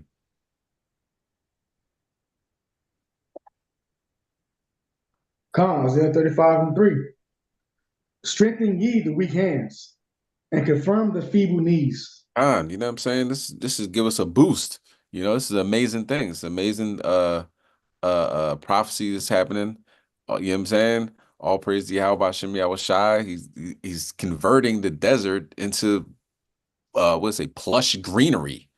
You know what I mean? See all those different type of plants growing and everything. So, you know, this is something that they say climate change. First is global warming, then it's global cooling. Now it's climate change. Let's just say it's the Most High God taking care of business. All right. You read verse 4. Verse 4. Say to them that are of a fearful heart, be strong, fear not. Behold, Yahweh will come with vengeance, even Yahweh with the recompense. He will come and save you. So we're seeing these beautiful things happen. Hey, look, fear not. Look, the Most High God is coming with recompense. He's going to destroy these people, and that's what he's doing. They're like, this ain't good. We keep getting flooded out. Well, you ain't supposed to be there anyway. You know what I'm saying? Set the boundary, the children of Israel. Y'all got the, you know, y'all get the outskirts and all that. So y'all gotta roll. You know what I mean? So it's happening up North Africa. It's happening in so-called Middle East, and everybody can see it. America don't you see this isn't American media talking about this. This you got to go outside of America to hear about things like this because it's prophetic. All right. Okay, so I got one more story. Now, with all this, right? I know we talk about it really today. We talked about it Wednesday. The Earth has 2 moons right now. We had a new moon, right? New moon was beautiful. You know what I mean? 7th new moon, blowing the trumpets, and it's literally that Sunday, I believe, is when a new moon literally came to the Earth. So we have 2 moons right now. Yeah, I know, right? Crazy. 2 moons, unbelievably strong solar flares. There's a comet that comes around. Esau says once every 80,000 years, but pretty much put like this: once in our lifetime. It's a comet, you can see it right now in San Francisco, I believe. During October 13th, we'll be able to see it in the night sky. It has a long tail. You know, all these things happen on the earth, right? I can't even break them down as many as going on. So what's Jake doing? Let's see what Jake is doing. Last Wednesday, I talked about what Eve was doing. She was smashing equipment and Crown Fried Chicken and assaulting the people that work there, all because they got her order wrong. Okay, let's get Matthew chapter 13 and verse 13. So just to say that, you know, blessed are you that you can hear these things, you can see these things, you're paying attention. You know, Eve is smashing $8,000 worth of equipment and Crown Fried Chicken because, you know, I don't know what you got, 4 chicken wings instead of 3 or 3 chicken wings instead of 4 or whatever, but she's gonna spend some time in jail and to pay back that restitution, right? Salakia. God. Even not playing about a chicken. You can't, man. You see that video? You see the video? Yeah, I think I seen it when you played it last week. God. Salakia, but that reminds me of the story in remember in Chicago, the brother started beating the sister up, and then her son came in and bodied him. Yeah. Niggas go crazy over food. Yes. You know what I'm saying? Real quick, just one verse. Matthew 4:4. 4 and 4. Eve is not playing, boy. Eve ain't playing about her chicken. $8,000 worth of damage because somebody got your order. It's not worth it. It's not worth it. I know you might be upset. You might be pissed off, whatever. Damn, they got my food wrong, whatever. But it's not worth $8,000 and going to jail. Our people priorities are all over the place. No patience, no nothing, man. No sensibility, no, wait a minute, is this wise? If it's not, I'm not defending my family or life or death, or it's a serious situation where I just had to do what I had to do. I had to put in some work. I ain't have no choice. But over some damn chicken, you know what I'm saying? How people are done, man. Matthew chapter 4, verse 4. Read that. Come on, this is the book of Matthew, chapter 4, and verse 4. But he answered and said, it is written, man should not live by bread alone. Yeah, some people live to eat, man. You don't live to eat, you eat to live. That's why you try to eat healthy, because if you put the proper food in your body, then it helps your body to be healthy and live longer. Right? But our people just live to damn eat, man. Some chicken, and that Crown Fried Chicken is not the healthiest chicken, man. A lot of times they don't clean that stuff. That's like a last resort. They open kind of late, you're hungry, you ain't have no other choice.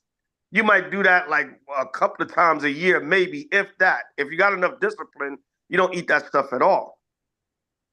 But it just shows the state of where a lot of our people are in this society in these last days. $8,000 worth of damage over a damn chicken order that you got wrong. All right, that they got wrong. Read it again from the top, Dietrich, Salakia. Come, the book of Matthew, chapter 4, and verse 4. But he answered and said, it is written, man should not live by bread alone. So bread can mean food, money, material things. It can mean all of that. All right. Man, you don't live by the material things of this society. In the book of Isaiah, the Lord said, you have stole yourselves for naught, and you shall be redeemed without money. You know, the scriptures do say, having food and raiment, let us be there with content. But you know, our people, you just obsessed with food, man. Right? That sister that killed the other sister at the Church's Chicken in Memphis. Now they had a prior disagreement, but it started at the drive-thru. The girl was working at Church's Chicken, and they got in some kind of argument in a drive-thru. And the lady, the sister, came back and shot and killed the other sister at Church's Chicken in Memphis. But it started at, it was a previous tension between them, but it started at the drive-thru. She said, this B is already my op, and she got the nerve to get my order wrong? John. Don't play with my chicken. I already don't like you. I'm going to come back and kill your ass. It's ridiculous, man. It's bad with our people, man. All this prophecy going on, and their mind is just warped. Right, go ahead. But by every word that proceeded out of the mouth of Yahweh. But by every word, man, it's not that serious. It's just food. Take a deep breath, calm down, and say, hey, look, you got my order wrong. Can you get my order right? Or you know what, just give me my money back. You don't want to give me my money back, I'm gonna call the police, whatever. But all that because your order got wrong. I remember the sister tried to attack the brother in McDonald's because something got wrong with her order. And the brother beat the hell out of her with a metal pipe. Mm. And he didn't go to jail because she jumped over the counter. So the man was like, yo, I felt threatened. I don't care if she's a woman. That man picked up a mop, broomstick, something, and wailed on Eve ass. He was like, she jumped over the counter. I don't know if this woman got a knife, gun, whatever. I felt for my safety. Over some damn chicken McNuggets and a Big Mac. There's some salty ass McDonald's fries. Salakia and Jake, I think it was a Benjamin. He whooped her ass like like she stole something. And he didn't go to jail. He was like self-defense. The man, you jumped over the counter. The man don't know. I think she swung on him first and then jumped over the counter.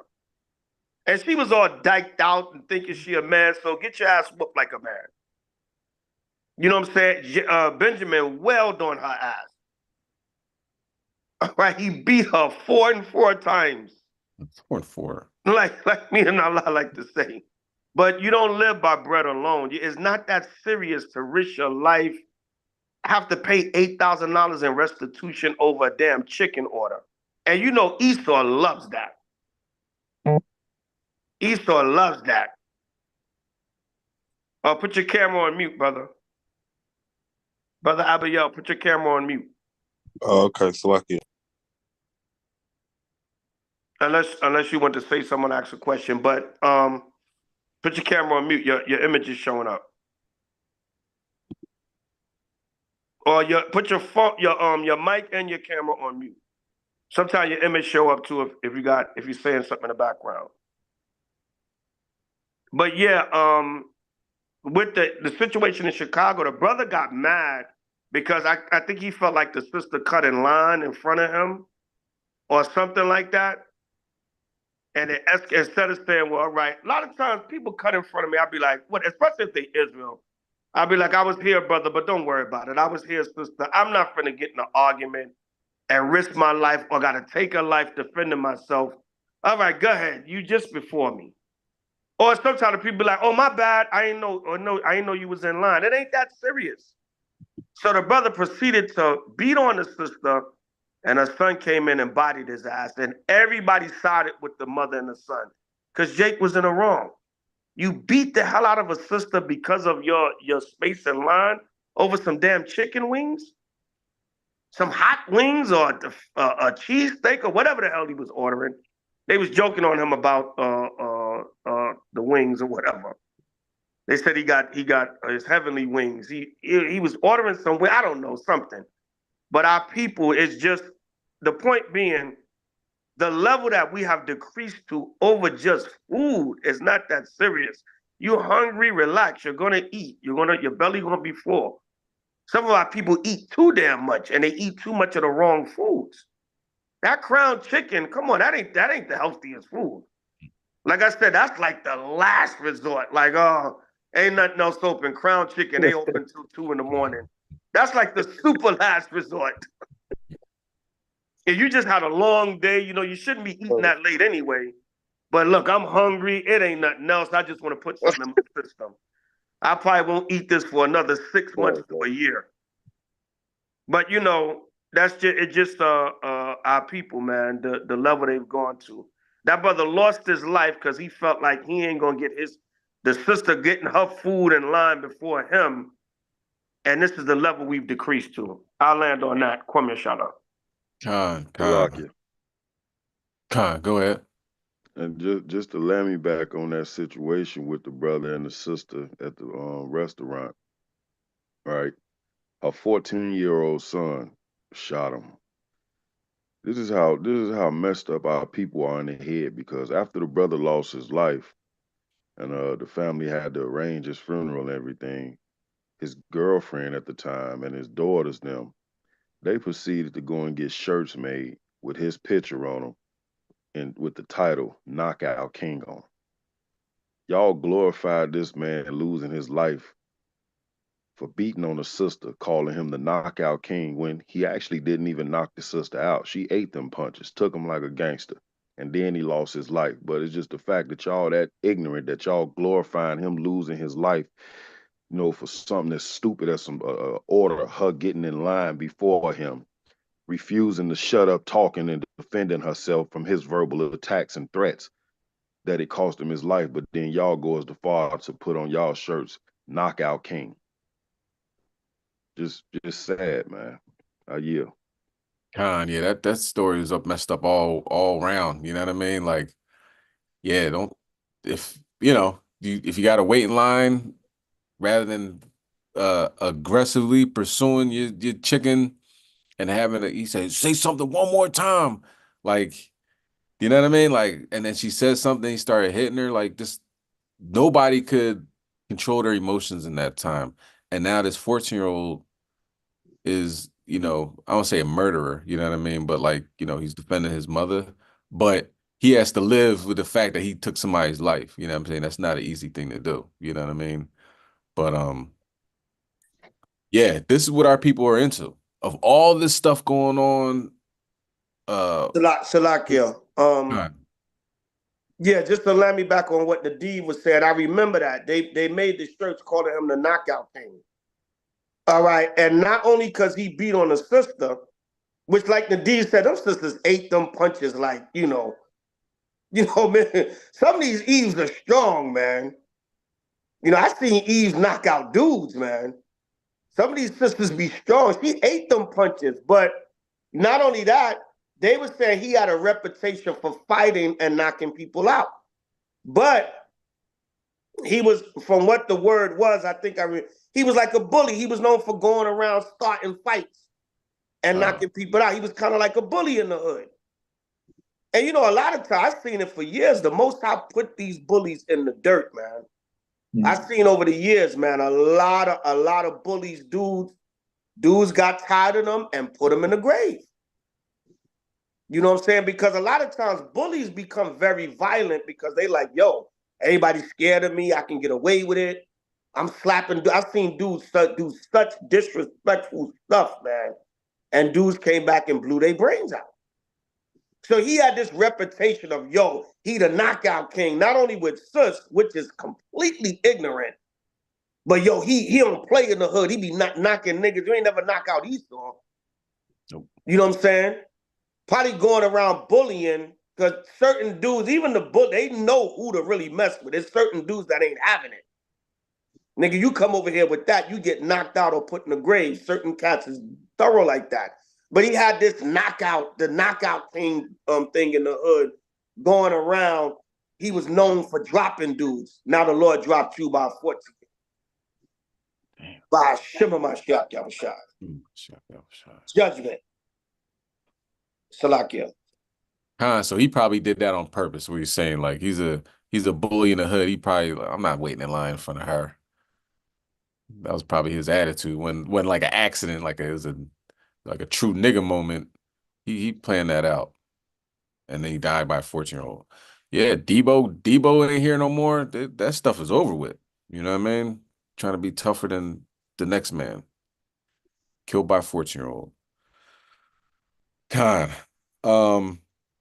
Okay, so this last video is, the teenagers crashing out. You know what I mean? Teenagers crashing out. I'm not sure the person that did this was a teenager, but it's like a Hollywood movie. You know what I mean? Of just ignorance. You know what I mean? Let's go to Matthew chapter 13, verse 13.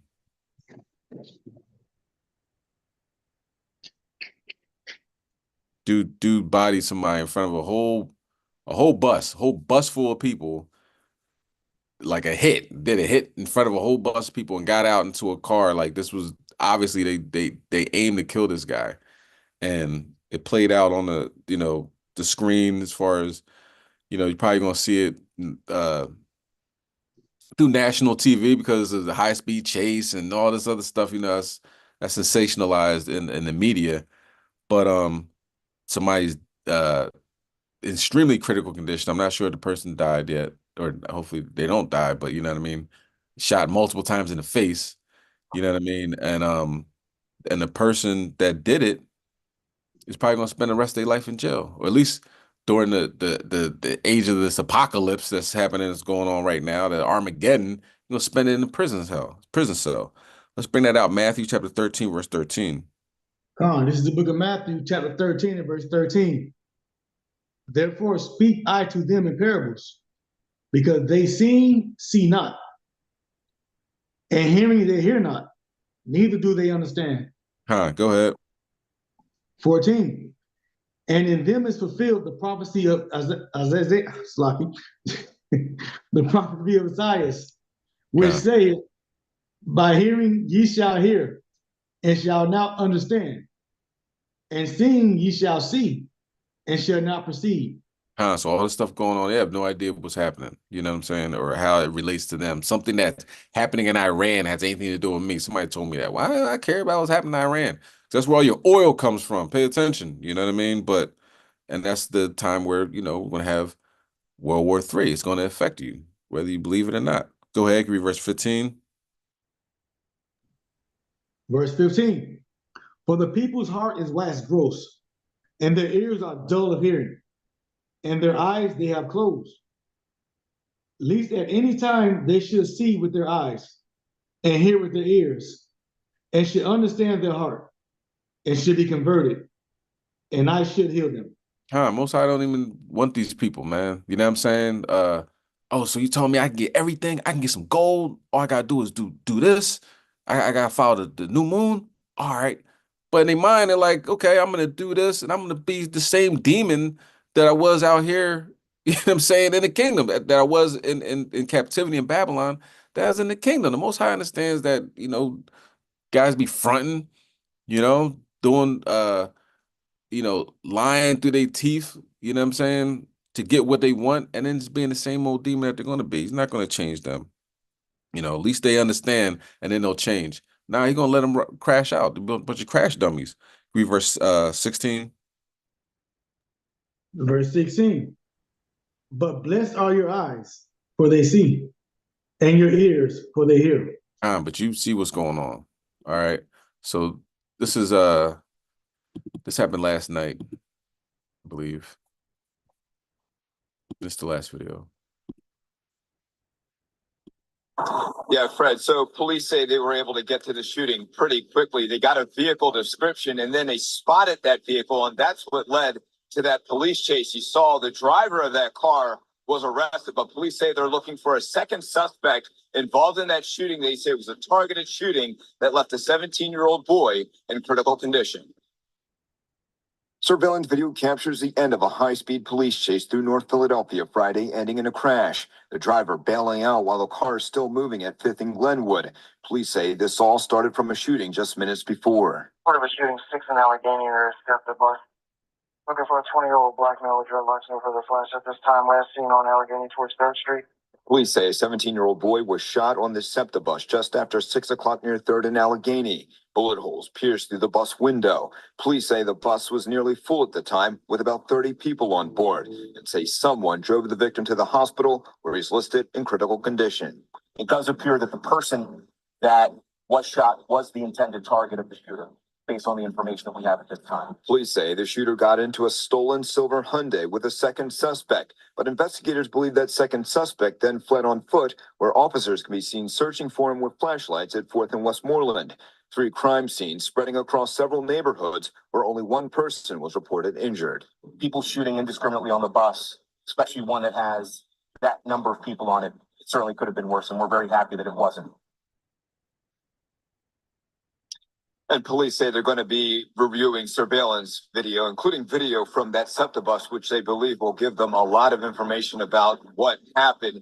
They did find a gun they believe was used in that shooting, but again, they're looking for another person involved in this very chaotic situation that happened in North Philadelphia tonight. We're live at police headquarters. Johnny Archer, NBC 10 News. People are wise to do evil. Like, how do you know the guy is on that bus at the time? You got a getaway driver and he's driving a stolen car. Like, the intricacies that it took to make this hit, man, you could be, you know, I don't say be in the army, but damn it, you could be doing something that's legal. You know what I'm saying? You got a bloodlust and go, you know what I mean, fight for the country or something. You know what I mean? Or I don't know. I wouldn't necessarily recommend that, but it's better than shooting your brother. 9 times out of 10, it was Jake. It was either Ephraim or Jake. It's better than doing that and, you know, blowing his brains off and traumatizing the entire bus. You know what I'm saying? Bus driver included, because somebody got his brains blown out on a route that you take home from work every day. You know what I mean?